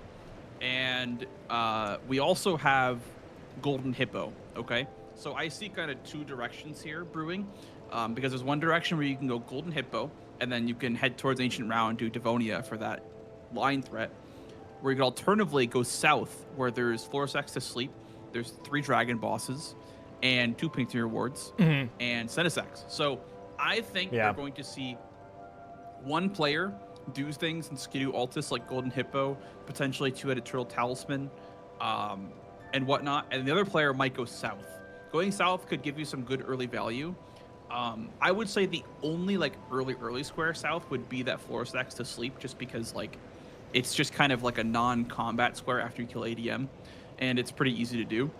And there's like a max upgrade there too, I guess, in the same diagonal. So you could do that. Like that's a good combo you could do with the pillar or the magma worm. What are you seeing? What are you looking at on this board? What I am looking at is honestly, just first off, I like Golden Hippo here, but I see Ashes of War. I also see Devonia. So Golden Hippo into Devonia I think is always really nice, especially if it's in the same row, like the way it is. Yeah. I kind of like that. Also, Bird. Bird armor set. Down to Bird. Right. So I don't know. I kind of like this possible move into Ancient Rao, because you can also get a Divine Bird Warrior there. You don't have to do the one with the imbued sword key. And you have Spirit Ashes, which again, Scorpion Spiders is a very popular Spirit Ash to grab. So going Golden Hippo here kind of gives you access to a lot of things here. It doesn't get you access to Golden Braid, for example, so that's definitely a little bit tough. Backside is completely avoided with Golden Hippo. But both going Rotten Duelist Axe here, by the way. And here we go. They're starting off. Let's see how they're going to move here. I think Parky immediately going towards 3-path cross. And Aggie maybe even I like that for Ashes of War. Blade of Mercy. So, yeah, maybe we see an Ashes of War rush here from Parky. And Aggie here, maybe we see a little bit of a deviation, maybe rushing actually backside, because we do have Commander Guy's pants on that road to column 4, right? So apparently I was covering your camera. There we go. Got it. Yeah, so I don't know. The 2-headed Turtle Talisman, is Chief Bloodfiend on this board? There's Spirit Ashes. There's not Chief Bloodfiend. Okay, but that's still nice though. So even though Chief Bloodfiend maybe isn't on the board, Chief Bloodfiend dropping a Spirit Ash might be worth considering if you're going for 2-headed Turtle Talisman. Grab that Grace down there. The cave is not that long. Not that long. So honestly, not a bad backup to go for that Spirit Ash. And we see Aggie immediately going for the Graveyard Skip here. Not going to be going for 3-path cross, so maybe not going for Ashes of War, but instead wanting to have that Skidoo Altus backside Grace advantage, if you will, for the early game here. We do have Tree Spirits, so you're going to have to drain the water. You pretty much have, yeah, you have to. Because I don't think there's any Tree Spirits outside of the 2. There's only 4. One in the river, one in Bellerot, and then river, 2. Yeah. Right, so you have to drain the water to get that specific square. I wouldn't mind a max upgrades rush for Aggie, going backside. Honestly, yeah, there is only 2. There is the 2 max upgrade rather than the 3 max upgrade. So grabbing actually this Grace right here would be really smart for Aggie because of the tower. Yeah, he is skipping it, which is definitely odd. I actually don't see a lot of players skip that Grace, the Pillar Path Waypoint. I don't. Yeah, I think this is actually a bit of a misplay actually from him routing wise, because we do have that tower behind him for the plus 25 stone for max upgrade. I thought he died for a second there. And also, it gets you closer access to Ancient Dragon Man. Whereas now, if you want to do that play, you have to go all the way around, right? Mm-hmm. Which we'll see right here, actually. Here, we'll pull up the map real quick. For the players. Pull up the map. I mean, for the viewers. For the viewers, not the players. Here we go. Parky currently is running that way. But as you see here, right, if you're looking really, really close on the map here, this is where TLEA is, right? And so if you're looking at this, you have to go all the way around like this to be able to go back to Ancient Dragon Man, right? And here's the tower, by the way, that we're talking about that has that smithing 25 stone. And this is the way to Ancient Dragon Man, right? And so this Grace that they're skipping is pretty much like actually right here. So yeah, that's a lot of distance that they're both kind of missing out on. Well, Parky now going this way, actually. However, Parky more understandably missing out. More understandably, because if you're going this way, guess what? You get 2 extra Skidoo fragments, which I really like. Yep. So that definitely helps out with leveling. You could also go up instead of going towards Stelia and grab that Pillar Path waypoint and then drop down. True. But it's a little bit slower to get to Skidoo Altus. Yeah, just go up here, grab this, and then go down instead. Yeah. And that way you always have your port right back to Ancient Dragon Man, right? I usually see that on pathway. boards where you go 3-path cross, and then you also want the Spirit Gravestone for the like healing the Wounded Kindred of Rot. Usually go up. Yeah. But both players going to be in Skidoo Altus at the same time, looks like, because Aggie did have to quit out on the skip once, so he's actually not even saving too much time by doing the skip. Yeah, he's a little bit ahead right now, but not that much. And Parky, on top of that, has 2 extra Skidoo fragments over Aggie. So that's definitely a bit of a difference there already when it comes to defenses and offenses. Both of them grabbing the same Grace here and then making their way towards Skidoo Altus. And I think Parky also grabbed the Ash of War. I missed that if she did or not. I don't think she grabbed Savage Lion's Claw. Just grabbed the 3-path cross and then went for later. Yes. So she wants to be in Skidoo Altus earlier, I guess. Interesting. Okay. Which makes sense. To be fair, if she had grabbed the Ash of War, she would be a little bit more behind. So. Yeah. I don't know what exactly she's looking at first, besides, because if you're doing Ashes of War Rush, you would grab Savage Lion's Claw while you pass 3-path cross, but I don't know what she's eyeballing here. Maybe just like a Hippo or something like that, or like because it gives you an incant as well for center square. So I'm not too sure. There's a lot of different ways to go about this, right? Same with the base game. There's a lot of different starting points that you can do here as a player. You can go and just rush to hit a Turtle Talisman. It's a one-off, but it's a corner square. It is nice. It gives you stamina regen for the rest of the game. Very good stamina regen on that. On top of that, and you get a Grace near Chief Bloodfiend, which would give you Spirit Ashes if you kill him, right? That's one starting point. The other starting point is rushing upgrades here, which is what Aggie is doing, and maybe going for a Golden Hippo right off the rip. And that way you get access to Shadow Keep from the front side. You also get access to Ancient Row once you get to the first floor Grace. Or you go backside rush here and also rush max upgrades. That way you get access to even more of the map, but also you get a corner square. So I think those are like the 3 starters that I think are pretty solid here. The other one being more of a hidden starter, which is you go Ancient Dragon Man first. Get access to all these dragon bosses, get access to painting rewards, and you unlock yourself a weapon, some good money. I think that's also a decent start, but it's not obvious on the board. Yeah, I mean that's why I pointed out the Florisax square like right away, because I just realized like, oh, that's actually a pretty solid square. It kind of promotes progress towards more for Savage Lion's Claw, and also progress towards ADM. It kind of rewards your progress. It's one of those kinds of squares. Yeah. That, it gives you a reason to go there early. And it looks like Aggie is talking to Telia, so maybe he's eyeballing that as well. Just, getting some poison darts, unlocking that dialogue with more for the syrup. So we will see what he ends up doing with that. But he's going back to Morth Ruins here. And Parky just actually grabs a Grace, potentially the Ash of War later in the game. The Raging Beast. She just grabbed the Rogue Bridge Grace, and potentially that could be signaling that she wants the Ash of War later. Yep. And you're going to be grabbing some Skidoo fragments here as well. Did upgrade his weapon. He did upgrade the Rotten Duelist Axe to plus 24. So maybe looking to kill something here soon. Whereas Parky hasn't upgraded yet, but is getting this backside access, like we said, is pretty important. Oh, is that Great Katana, by the way, in his inventory? I think I saw Great Katana. A good old Guka. Which that would be, that's really, really nice if that is. Why are we using Rotten Duelist Axe then if we have Great Katana is my question. But looks like we are going for the Golden Hippo start here for Aggie. I like this. I think like a lot of people will criticize Hippo Rush or like, going through Shadowkeep from Hippo rather than backside, but it actually helps on a lot of boards where Hippo itself is a square. Here, in this case, it gives you an incant. And also you get closer towards Devonia. And just being the first person in Shadowkeep kind of just feels good. It's hard to explain, but like being in Shadowkeep first feels better than running backside and then your opponent. Oh, my opponent marked Hippo as I'm approaching Church District. Right. That just kind of feels bad. So true. We'll see the timing. It looks like Parky will be in Shadowkeep sooner, but I don't know. I don't know whose opener I favor in this match, because Parky's gonna have access towards all that stuff towards Commander Gaius, with Golden Braid, Gaius Pants, max upgrades, Falling Star Beast with 2 sorceries as well. Oh, so we'll see. Also, Ash of War pickup here from Aggie. He does get the Scarab to drop Rolling down. Sparks, yeah. With the dart here, so maybe looking to do a little bit of of working progress towards Ashes of War, but not rushing it necessarily. Just kind of having it as a back pocket type of option while going for this Golden Hippo here. And Parky now going to be grabbing maybe some more Skidoo fragments here. Going back to Morth Ruins. I don't hate this. I don't hate grabbing more Skidoo, because there's an incant over here as well, so you could pick this up.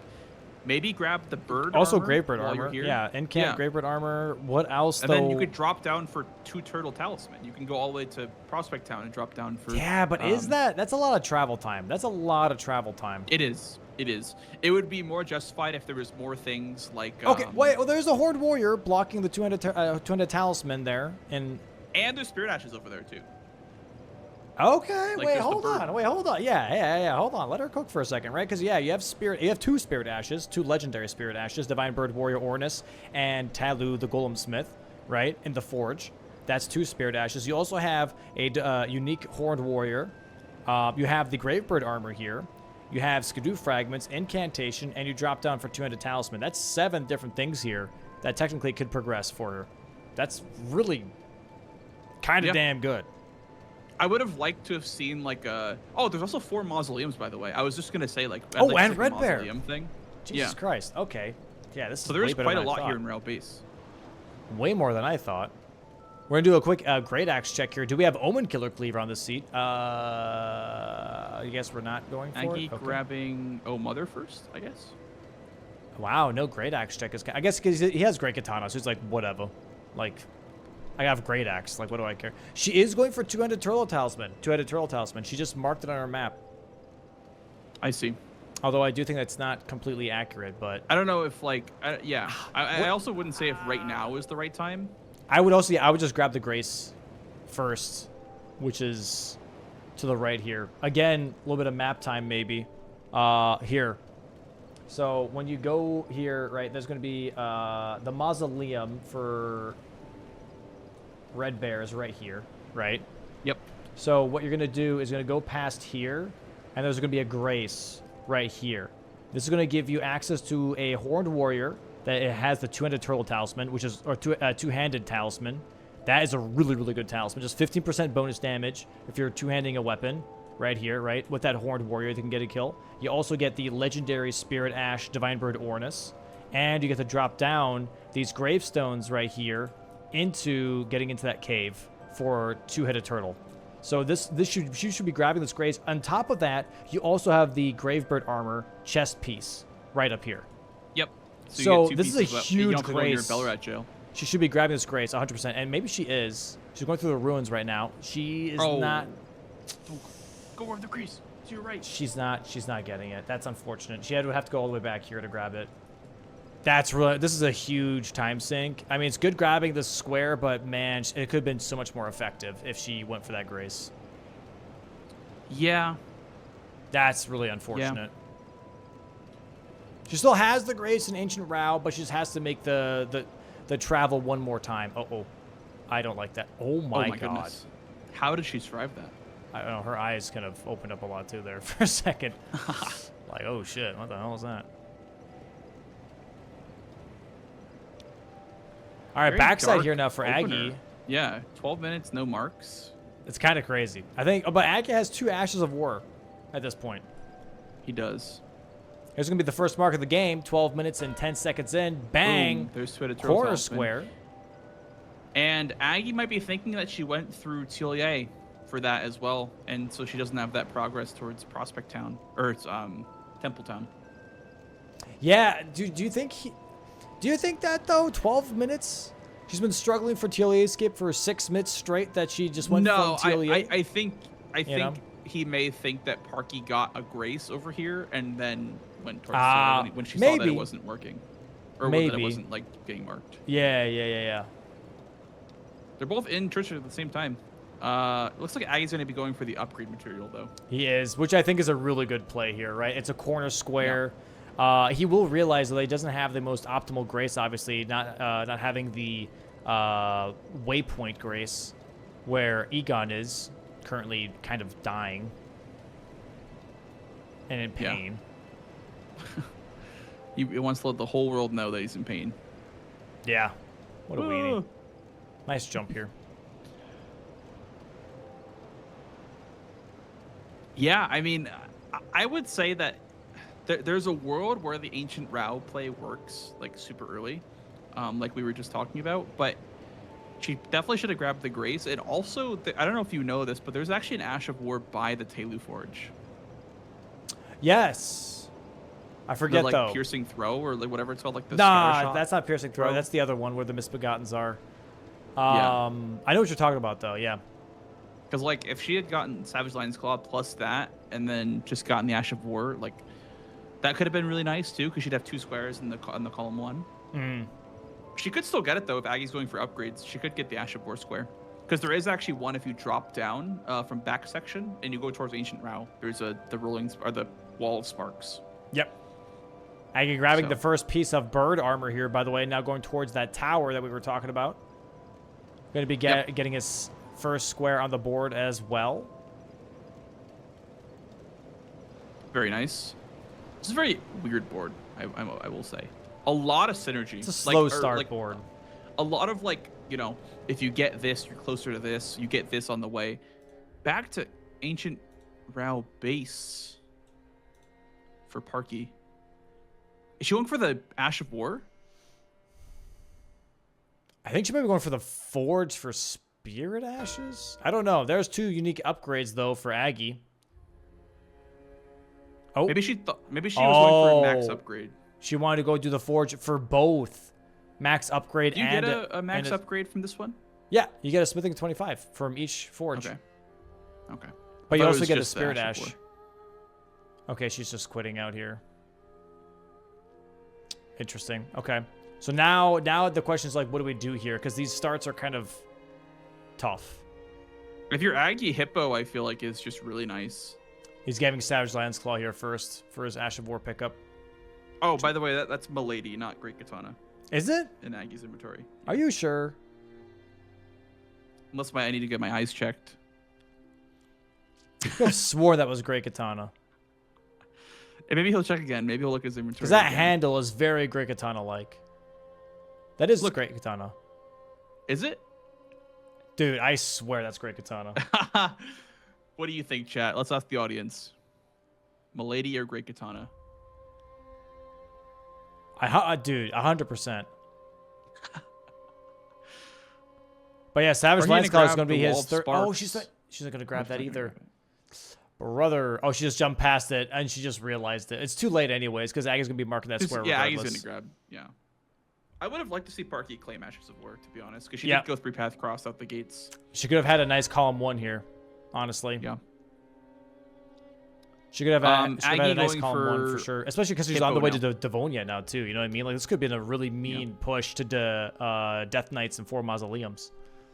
Yeah, so if she had grabbed the Ash of War by the Forge and Savage Lion's Claw, and then grabbed Wall of Sparks as her last, she gets 3 Ashes of War and is already on the way to Devonia. Mm-hmm. So. And here we go. Hippo fight here now for Aggy. Going for the Rotten Great Axe over the Great Katana, or potentially Milady. Oh, not bad damage. Not bad damage at all. It's Savage Lion's Claw with heavy, I guess. So yeah. It's pretty solid. That is pretty damn solid. There we go. There's a first stagger. Boom. We don't have Blade of Mercy, but we do have double Rotten Sword Insignia, pretty much. So that's really nice. There's the Rot proc on the Hippo. Oh, here we go. Ooh, phase 2. Do we get to cancel it? Oh, we do get the cancel, though. Very nice. Yep. Very nice from Aggy. It's really nice to like stagger lock Hippo with these like colossals and like the big weapons. It's really nice because they do a lot of poise damage, and Hippo only has 80 poise, so very strong there. Oh, double tick though. He's got to be careful here. Into the slam down. Into the roly poly. Oh, spikes into the again. Needles again. Yep. He doesn't have a lot Not of a single skidoo. one. Okay. So they're gonna deal a lot of damage. Parky and Ancient Rao, by the way, as we speak. Hippo down to 30%. The rot is procking. Nice stagger. Aggie cancels the roll. The roll of doom. Very nice riposte here. Yeah, And Parky's should going to have be grabbing this. the Scorpion Spider Ashes, which I think is really good. Oh, Yep, good trades trade. the hits there, but very nice. There it is. Gets an incant from it as well. Yep, so that's going to be Hippo. It's going to be an incant. It's going to be some skidoo. And now he's heading towards First District again. Probably just going to drain the water or I guess maybe not drain the water right away, but probably just going to head into Shadowkeep now through backside. Which is very interesting that he did Gravestone skip, and then he got Hippo's Grace, and then he went backside. Very, very interesting routing. Oh, Parky isn't even Parky's weapon upgraded not yet. upgraded? She's not even upgraded yet. Uh-oh. Uh-oh. She just aggroed another Shadow Man, and Oh, she no. doesn't... Yep. She's like, fine. You may leave.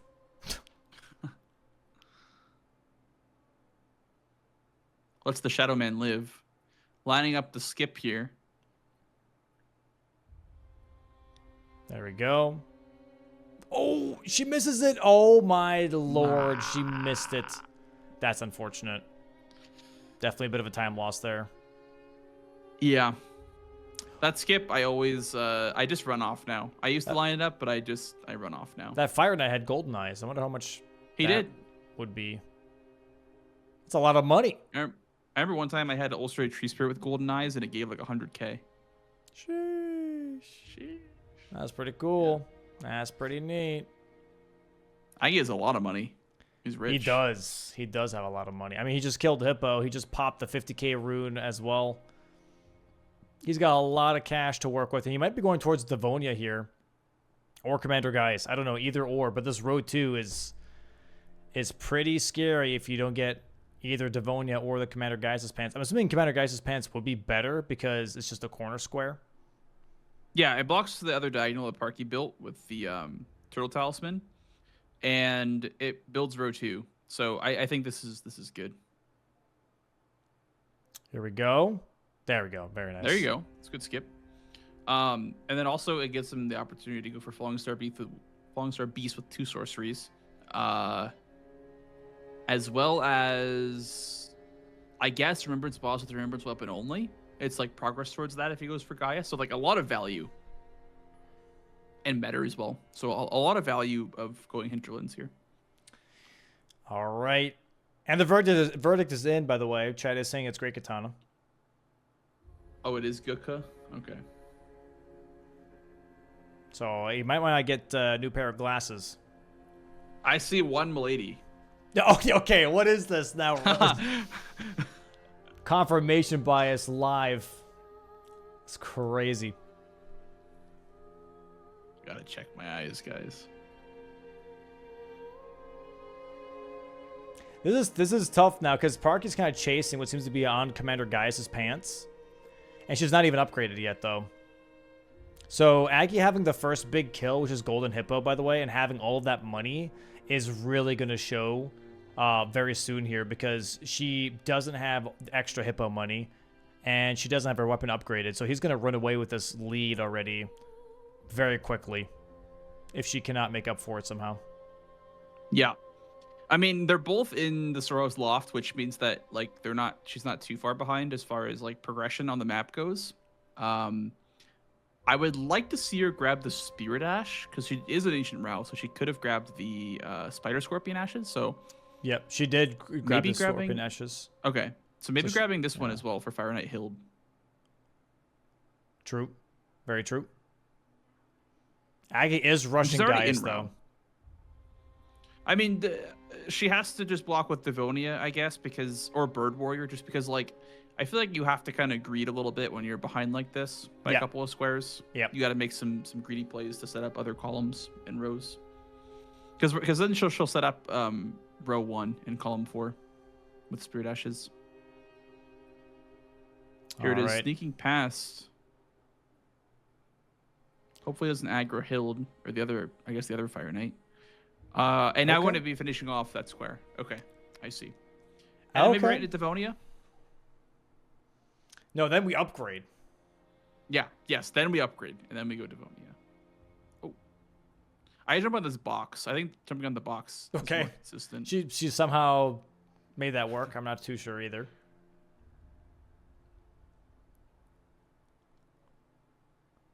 Okay, nice. I do the jump down, jump back up, bada bing, bada boom, 3 Spirit Ashes. Although I would like to see her run in and grab the 80k. That's just nice extra money. Yeah. There it is. Spirit Ashes on the board, 2 to 3.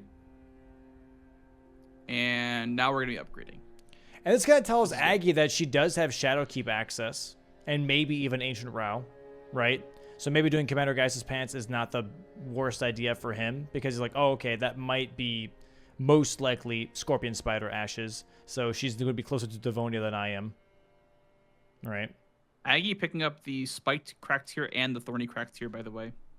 So he's going to have big damage and 52 strength with heavy infusion. So he's juiced as far as damage goes. Yeah.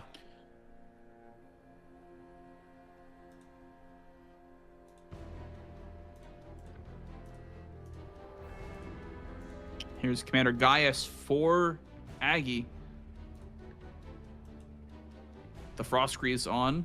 Potentially going to have a double status proc. Ooh, and he immediately died. Okay. He tried rolling it rather than jumping it, which is interesting.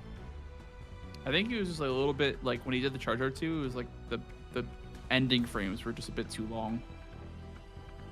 He got tagged. Oh, I forgot to put on a talisman here too, though. Is there hitless on the board? I don't think so. So you can just take hits if he really wants to. But there is Memby, so that is something to be mindful of. Is like being the first one to kill a Remembrance boss on a board with Memby feels kind of nice. Yeah. Yeah, doing Rolana right after this would be really, really nice for sure. So Parky, maybe not spending all the money would have been a good idea, but really good damage though. Parky's going for possibly the same thing and/or Mesmer progress. No, I think she's going for Gaius here. Yeah, she's going for Gaius. Yep. Has to pay attention to her stamina though. There we go. Oh, nice. And we'll see if Aggie like holds on to the pants as well.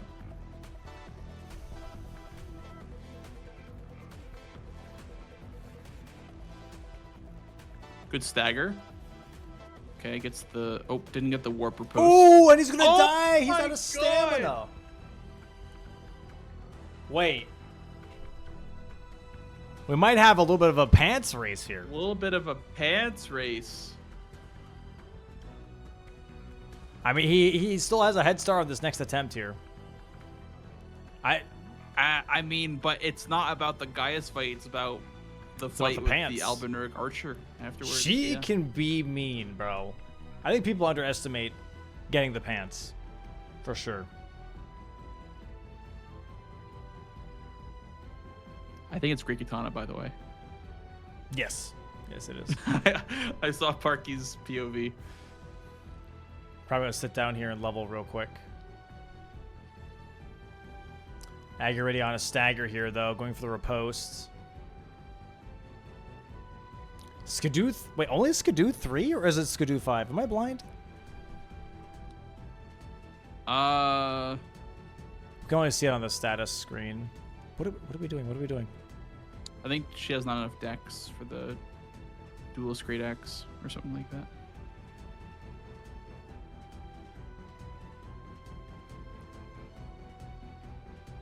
Okay, we're just setting other things up here. That's giving Aggie ample time here to get this kill on Gaius. He's already in phase 2. Why are we not using the Great Katana? I'm a little confused. They have Great Katana. They're both deciding to still go for the Rotten Duelist Axe. That's crazy to me, personally. Genuinely very surprised. Because you know, Aggie, I you're about personally, wrapped up. if you, very nice fight here from Aggie, by the way. Gets the commander Gaius kill. If you have great katana, I would have gone for Rolana over Gaius and then used the weapon on Gaius.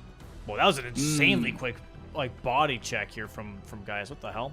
Look at the damage. It's not too great. Oh, she tries to punch me. Does go for the double kick here too. This might be a snipe from Aggie.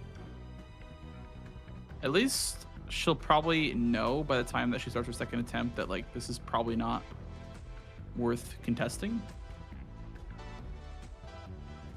Oh, but Aggie getting a little bit of He's having a dude. Like I said, she's a menace. hard time. She is a menace. If you can't dismount her, this becomes a very difficult fight. Especially the Colossal, because they're so slow. Yep.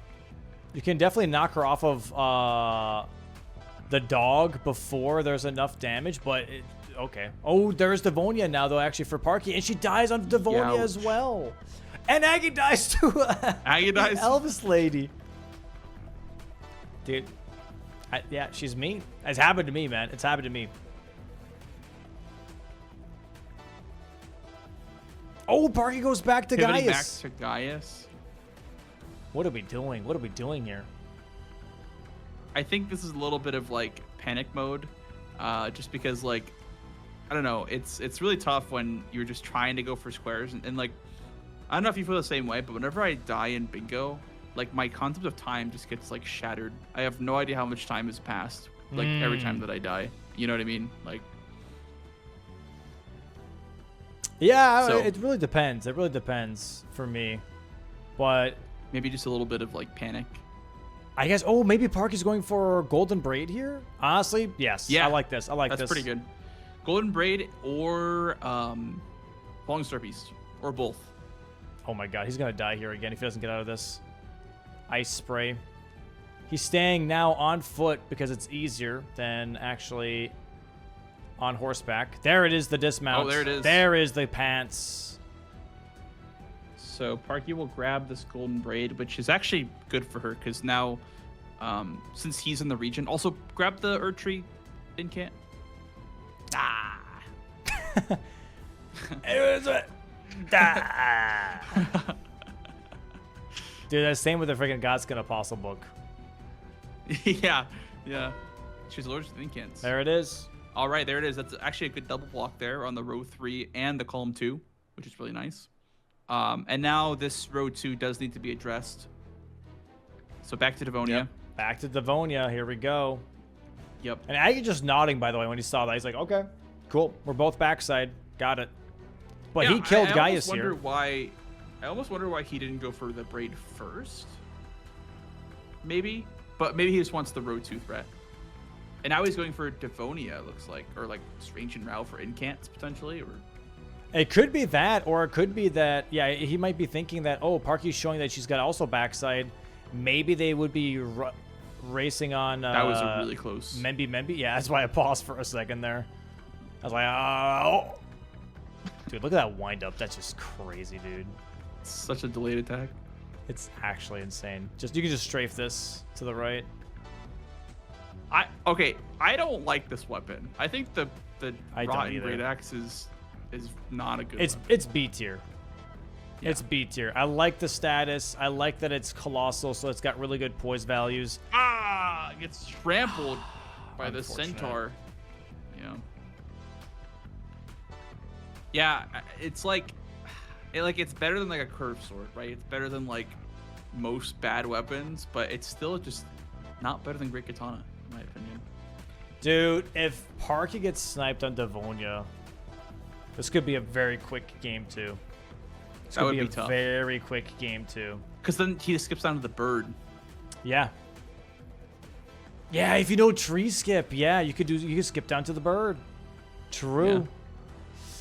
Oh, okay. Parky's got like 1 or 2 more attempts before Aggie shows up. I like that damage is so low. Big charger too. Boom. Well, it's crazy because their Skidoo levels are kind of low, I feel like, for having like a bunch of map progression, you know? Oh, no, we gotta jump. We gotta jump here.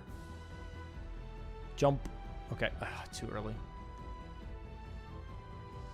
Yeah, now we're just trying to run just away. walking menacingly. I know, it's terrifying. And there's the backhand. Okay.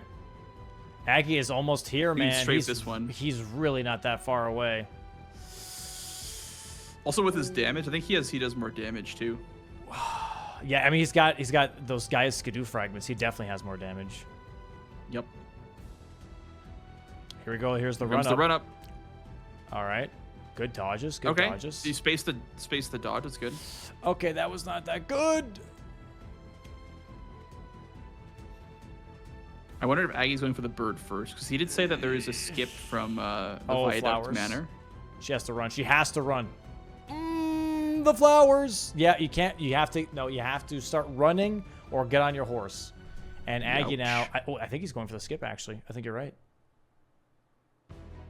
Oh no, never mind. He's going for the skip first. I'm an idiot. I thought he was already at the other place. Yeah, he's at the bird. There's apparently like a skip down to the bird from Viaduct Manor.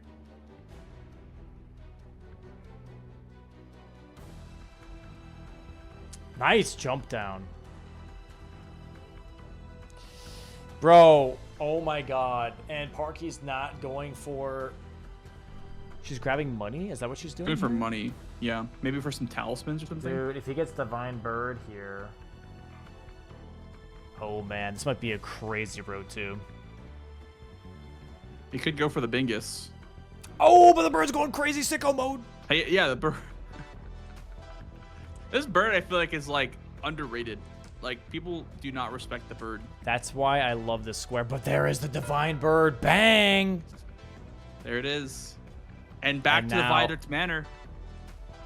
Oh my god, we might see a road 2 bingo here. Parky under some serious pressure. Going for talismans.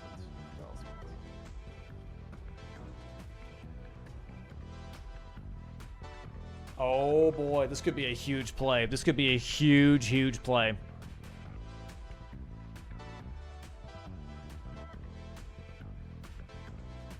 Okay, multi-hit, Ritual Sword, Ritual Shield. Okay, you have to go right now. Yeah, you literally have to... Yep, she's going back. Okay. She technically has first dibs here. Yep. She has Aggie first close behind. dibs. But Aggie could has, make up dude, the time. His Yeah. fragments are so much higher than hers. Yep. Does he skip a? He doesn't skip. Okay, he goes for the grace. He gets another fragment here as well. He's like level 7 or 8 when it comes to Skidoo fragments. And that's, dude, compared to her 3 or 4, that's a big, big difference, dude. Oh, she heavy rolling? She is heavy rolling. Oh god. Close to no armor.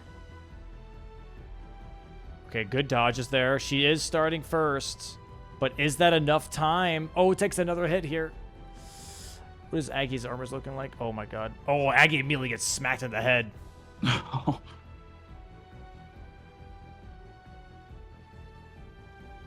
Aggie doing like about 1,000 per swing. Oh my Parky god, doing- they're in sync. That was so cool. Oh my goodness. That was huge. so fucking cool. Yeah, his damage, he already skipped her. Oh, there's a big stagger though for Parky. Aggie! Oh, but Aggie Shockwave! trampled. Oh my god, Oh, good gets the dodges roll. from Aggie. Okay, Parky in the centaur move now. Jumps. Very nice. Nice. Oh my god. Okay, gotta roll this. Boom. Okay, roll the stab. Yep. Oh my god. Centaur run up. Aggie dodges it. Very nice. Earthquake Parky's does in not the dodge health that. Centaur, very nice dodge for Parky. They're doing the same thing again almost. Yeah, there's an instinct again. It's crazy. Oh no, Aggie's catching up Oh, no. though. Aggie's ahead. Parky's the one he is trolling. Oh, there's a big stagger. It's Jover. Boom! Oh my days. What a bingo line. Holy What a schmoly. quick Bingus. Wow. Wow, dude. Devonia. Devonia, man. Holy schmoly. What a quick moves. Quick moves from Aggie there. Wow. What a match. What a match. That was a fast bingo line. Yep. Yeah, I mean, I think that like Parky had like the right idea on going for the Devonia block early. I think it may have just been like this weapon might not be a very comfortable weapon for either player, honestly. I mean, you even saw like Aggie. I think went down to Gaius once or twice, and then also the Albinuric Watcher or Archer. So could be that the weapon is just not super comfy for both players. And welcome in, GGs. Yo, congrats, Aggie. GGs. Aggie? Is Aggie here? Oh, I was muted. Lamar. Oh yeah, I was gonna say he is here. Hello. Hello, Hi, GG's. Well played, Park. Very well played. Thanks. I had two big plans in that last game. I couldn't pull them off the way I wanted to. Be like that sometimes. Yeah. Dude, honestly, the matches have been amazing. So great. Have been generally so great. I don't have an image for the first match. I just realized, but let me see if I can get one. If not, we can just talk about it. First match base game. Holy frickin' schmoly. That was amazing. Oh, okay, we do have it. Actually, yeah, that was crazy. We do have it, actually. Hold on. All right. There we go. Let me bring it up here real quick. You guys see it in the matches chat as well, by the way? Yes. From Glance. All right, perfect. Go ahead and bring that up for me, please. I'm bringing it up for me and Blanks here as well, and for the viewers at home. All right, so, my lord, what a start.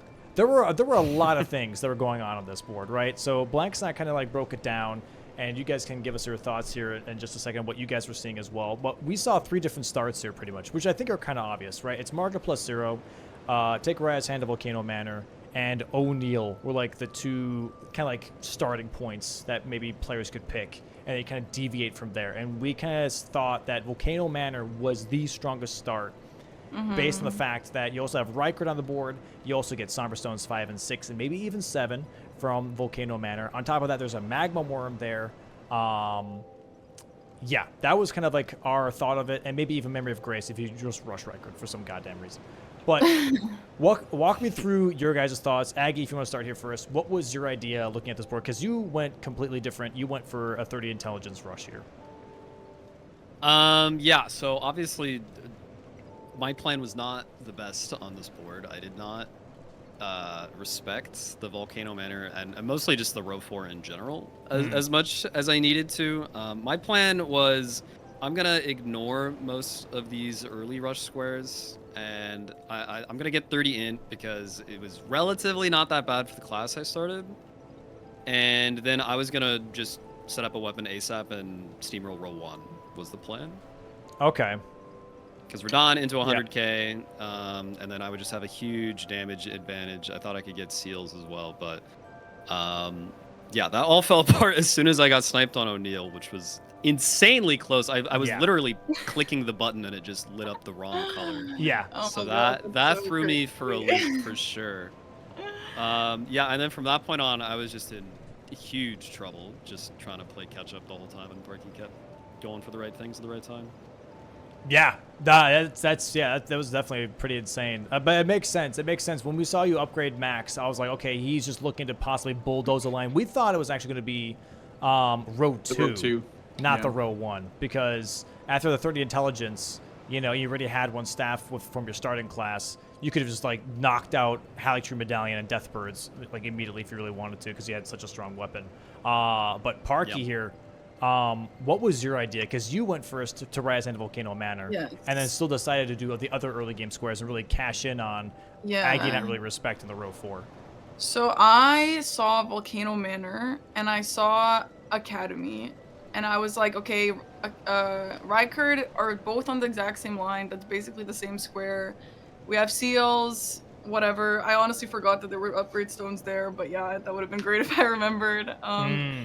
And so I did, like, I don't remember the order I did things, but Raya's Hand I thought was really important. I really liked that. I felt like whoever got Raya's Hand first had a lot of power in my mind, because it was like, okay, I can go Volcano Manor, like, you know that I have intentions to go there, or I can not go there, and you can do Rykard, which is really long, which is also good. Like, Rykard's obviously good on this board, but, like, I thought Raya's Hand was, like, super important.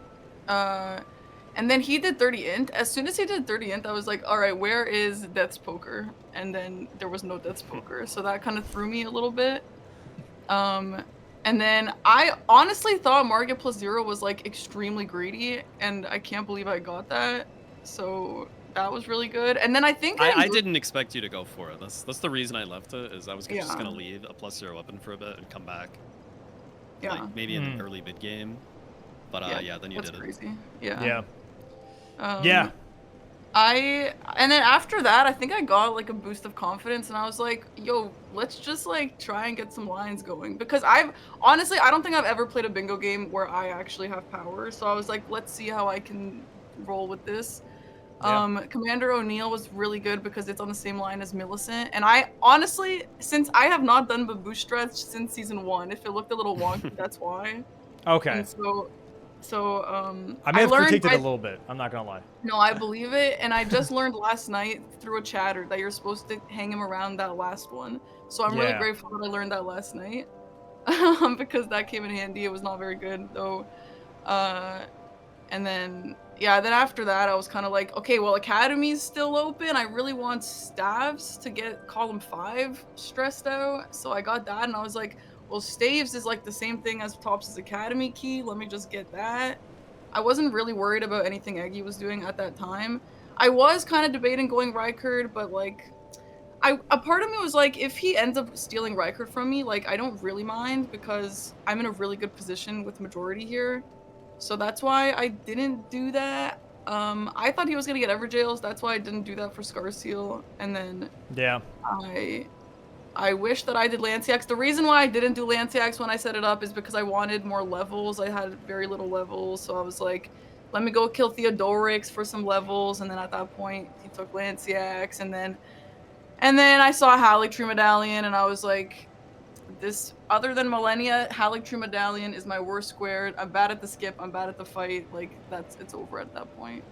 But that sucked. It was a tough match, but I mean, you guys both made insane calls, right? Aggie kind of climbing back from insane pressures being made, especially with that column, that row 4, and then like doing a nice grape block into immediately having to block the column 5 pretty much and the column 4 were just really tough positions, right? And then missing out on the Renala square by getting true comboed by the laser is just, that was brutal. that was Were you doing- absolutely brutal. Wait, did you do Renala? Did you lose that because of the laser?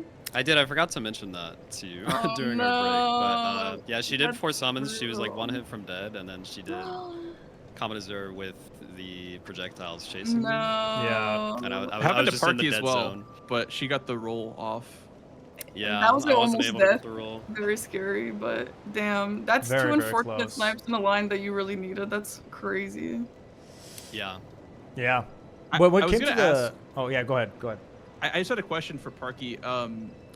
So you went to Lanciac, you set it up, and then you pivoted out. Did you ever intend on following through, or did you want to get the worms first? Like, or was that? No, I just wanted. I knew Aggie.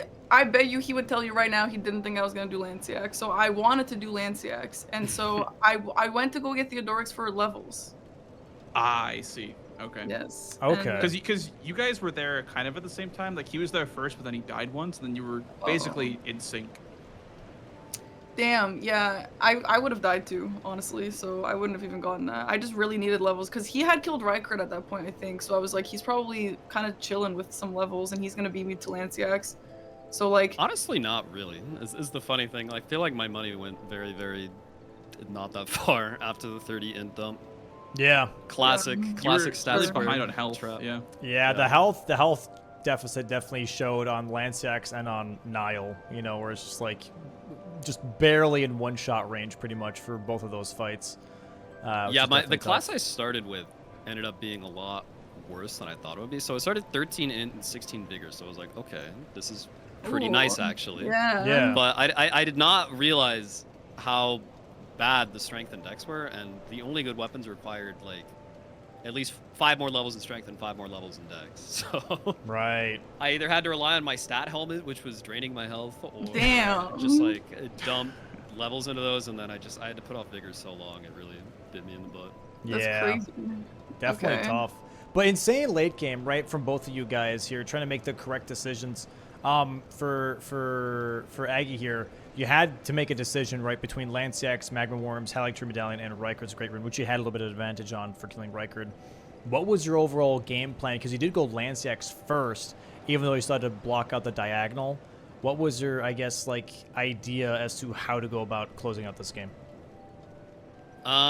So at a certain point, I was just counting the squares and realized, like, okay, she needs to get to 13, which means she's going to have to do at least one of these big bosses that are remaining between Lansseax, Haligtree, and Rykard.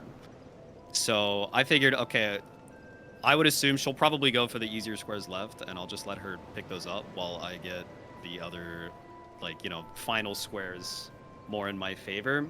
I decided to turn in Rykard's Great Rune as my second to last, just in case she was trying to sneak that away. I thought about it.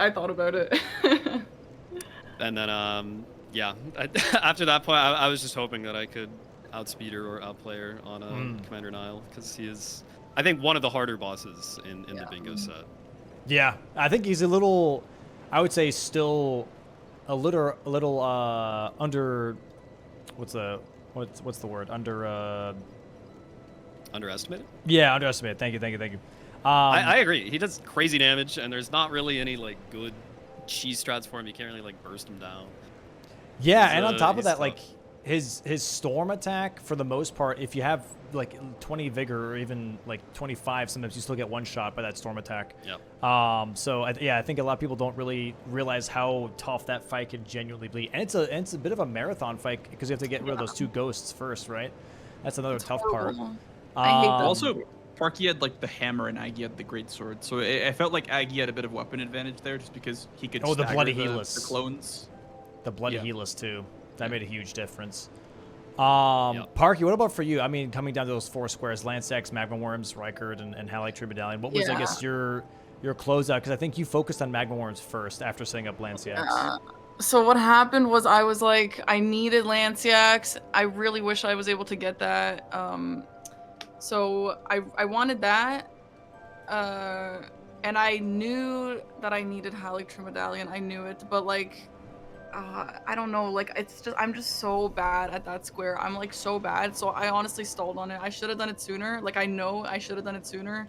I knew I would die. So I was like, okay, well, let me just go get a little bit started on Magma Worms. And I knew that he was gonna go for that. I knew he wasn't gonna go Magma Worms. So I was like, let me just get a little head start on Magma Worms, because at least in the case that I end up getting full Haligtree Medallion, I do need to get this last square. So if that does happen, at least I'll have a priority on Magma Worms, because I thought that if I didn't do that, I would just be throwing myself over and over at Commander Nile, and I would just like there was no point in that. So I was like, out of these things, let me just do that last, and that's why I did it in that order. It was just fully skill issue. Like, I'm just so bad at that fight. I should have done it sooner in a different universe. Nah, that's fair. It was a tough late game, too, to try and figure out, like, which one Aggie is going for, right? Because you knew you had priority on Rykard's Great Rune. I think the Theodoric's play made a lot of sense at the time, just, like, kind of split progression a little bit. Yeah. It was just tough that, you know, the Haligtree square is one of your least favorite ones. Yeah. And it was being so pushed into that was tough. I was literally at some point, I was like, I know that I can't do Haligtree Medallion. Should I sneak Rykard? But I was like, in the case that he goes Rykard sooner, I'm just gonna lose it and just waste all my time. I just think I need to try, and that's what I did. But I knew I wouldn't get it. Aggie, did you ever consider Magma Worms at all, or was it very much just like Lansseax and then Haligtree? Like, oh, I'm not touching Magma Worms. I didn't really consider it, no, because I think she would maybe have already split it, and also I can't even think of where the Volcano Manor Magma Worm is. I know he's in there somewhere. Same. I don't even know. I didn't want to go hunting for him, so I'm like, you know what, I'll leave this as a last resort. Oh, I was going to Precipice. Where the hell is the where is he? Okay, you know where Kyle is for the elevator up to Noble? Yeah. Yes. Right, the lizard. Yeah, it's so instead of taking the elevator to the front, take the elevator to the right. It goes down, and that's where the magma and there's a worm is. magma worm He comes out of pops the lava. lava. Yeah. What? I need to go test that. That would save me a lot of time. That's crazy. It would save. You It would would have save for a sure lot had more time. Magworm Square. Is that the same as the Gelmir one?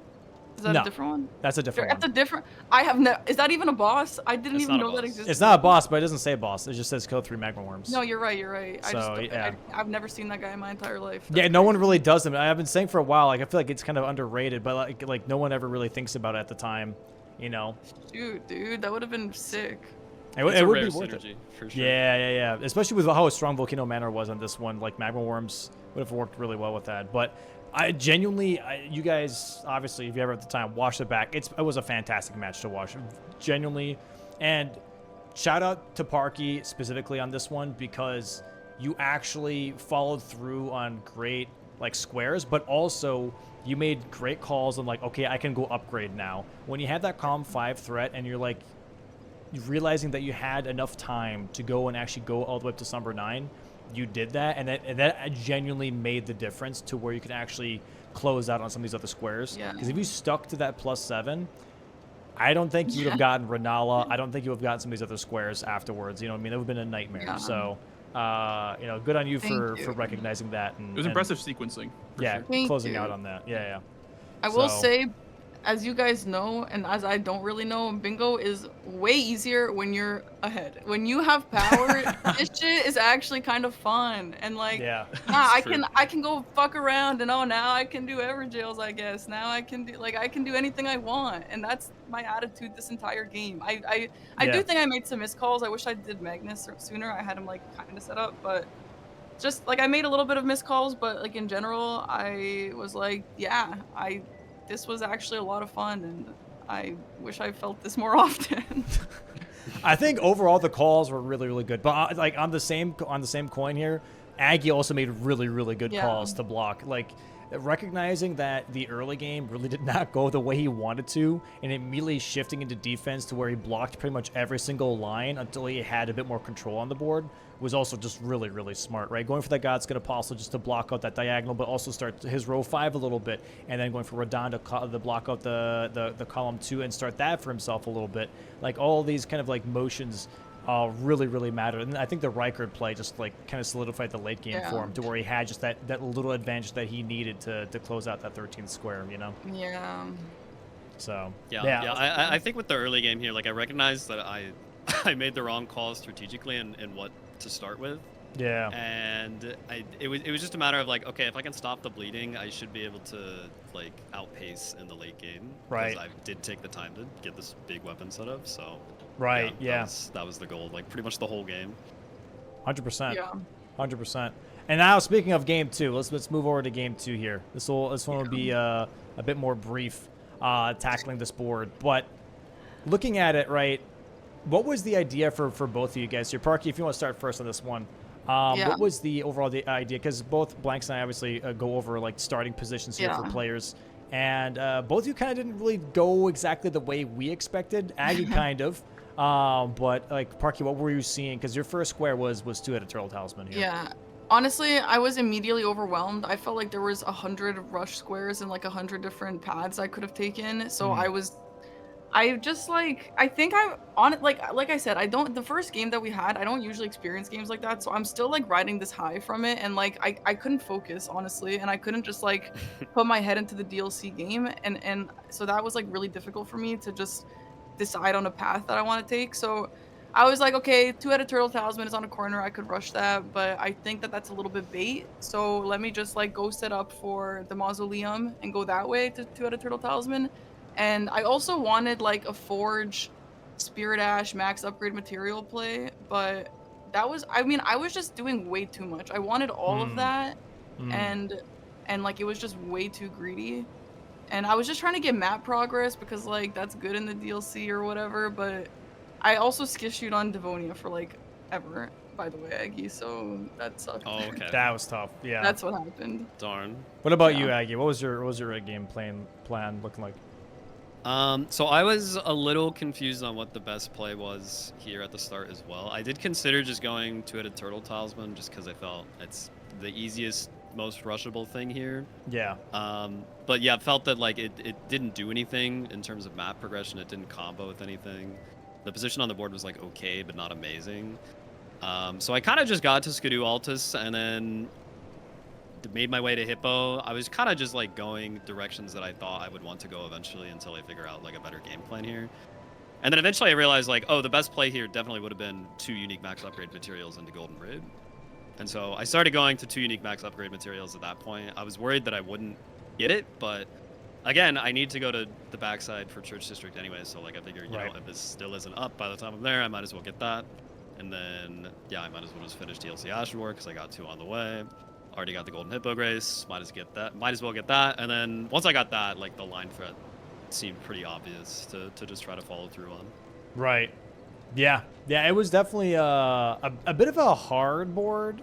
So after we first started talking, Blanks and I, the angle that Parky had kind of did have a lot on that way that I did like, because if you go Ancient Rao or base Ancient Rao, not only do you get 2-headed Turtle Talisman access, right? You also get a Gravebird armor piece. You also get 2 Spirit Ashes, technically down there, the 2 legendary ones, Divine Bird Ornus, and also the Forge. You get a max upgrade material from the Forge as well. Yeah. You also have an Ash of War that's nearby. There's also a unique Horned Warrior that is at the two-handed Talisman, so you get also a unique Horned Warrior out of that.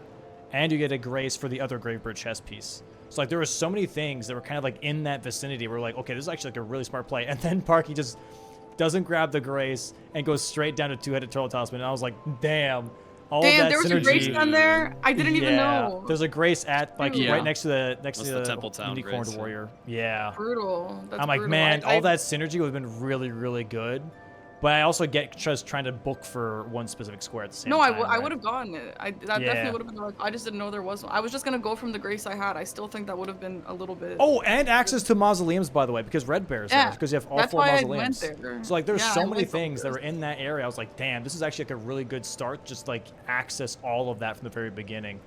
But I think Blanks, if you want to, piggyback off this, he said that Floor Sacks Asleep would have been a really good start too, right, Blanks? Yeah, I mean, on this board I saw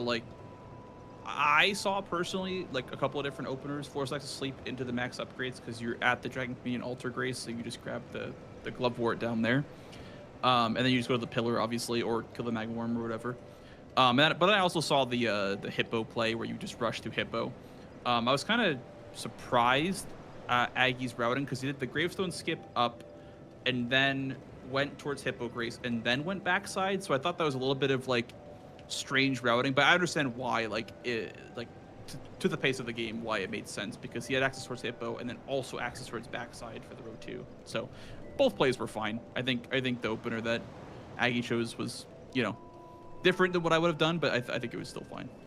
Yeah, the other angle was pretty much Floor Sacks Asleep, get access to the dragon bosses and some of the stuff that's south side. There was a decent amount of south side stuff, right? Demi-Human Swordsman, dragon bosses, and paintings, all of that. But yeah, that row 2 snuck up, and then all of a sudden that row 2 was a big problem, especially after Commander Guy's pants. Yeah.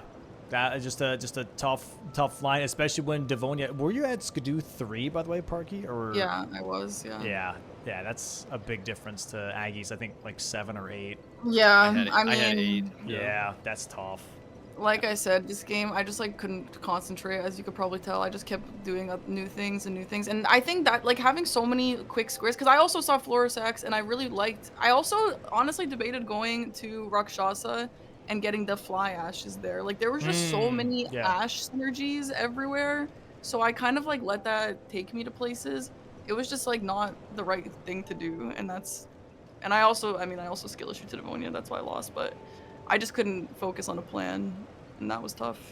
I mean, hey, Skidoo 3 Devonia is definitely one hell of a fight, not gonna lie. But also, okay, this is the question for both of you guys. You both picked up Great Katana, but still stuck with the Rotten Duelist axe.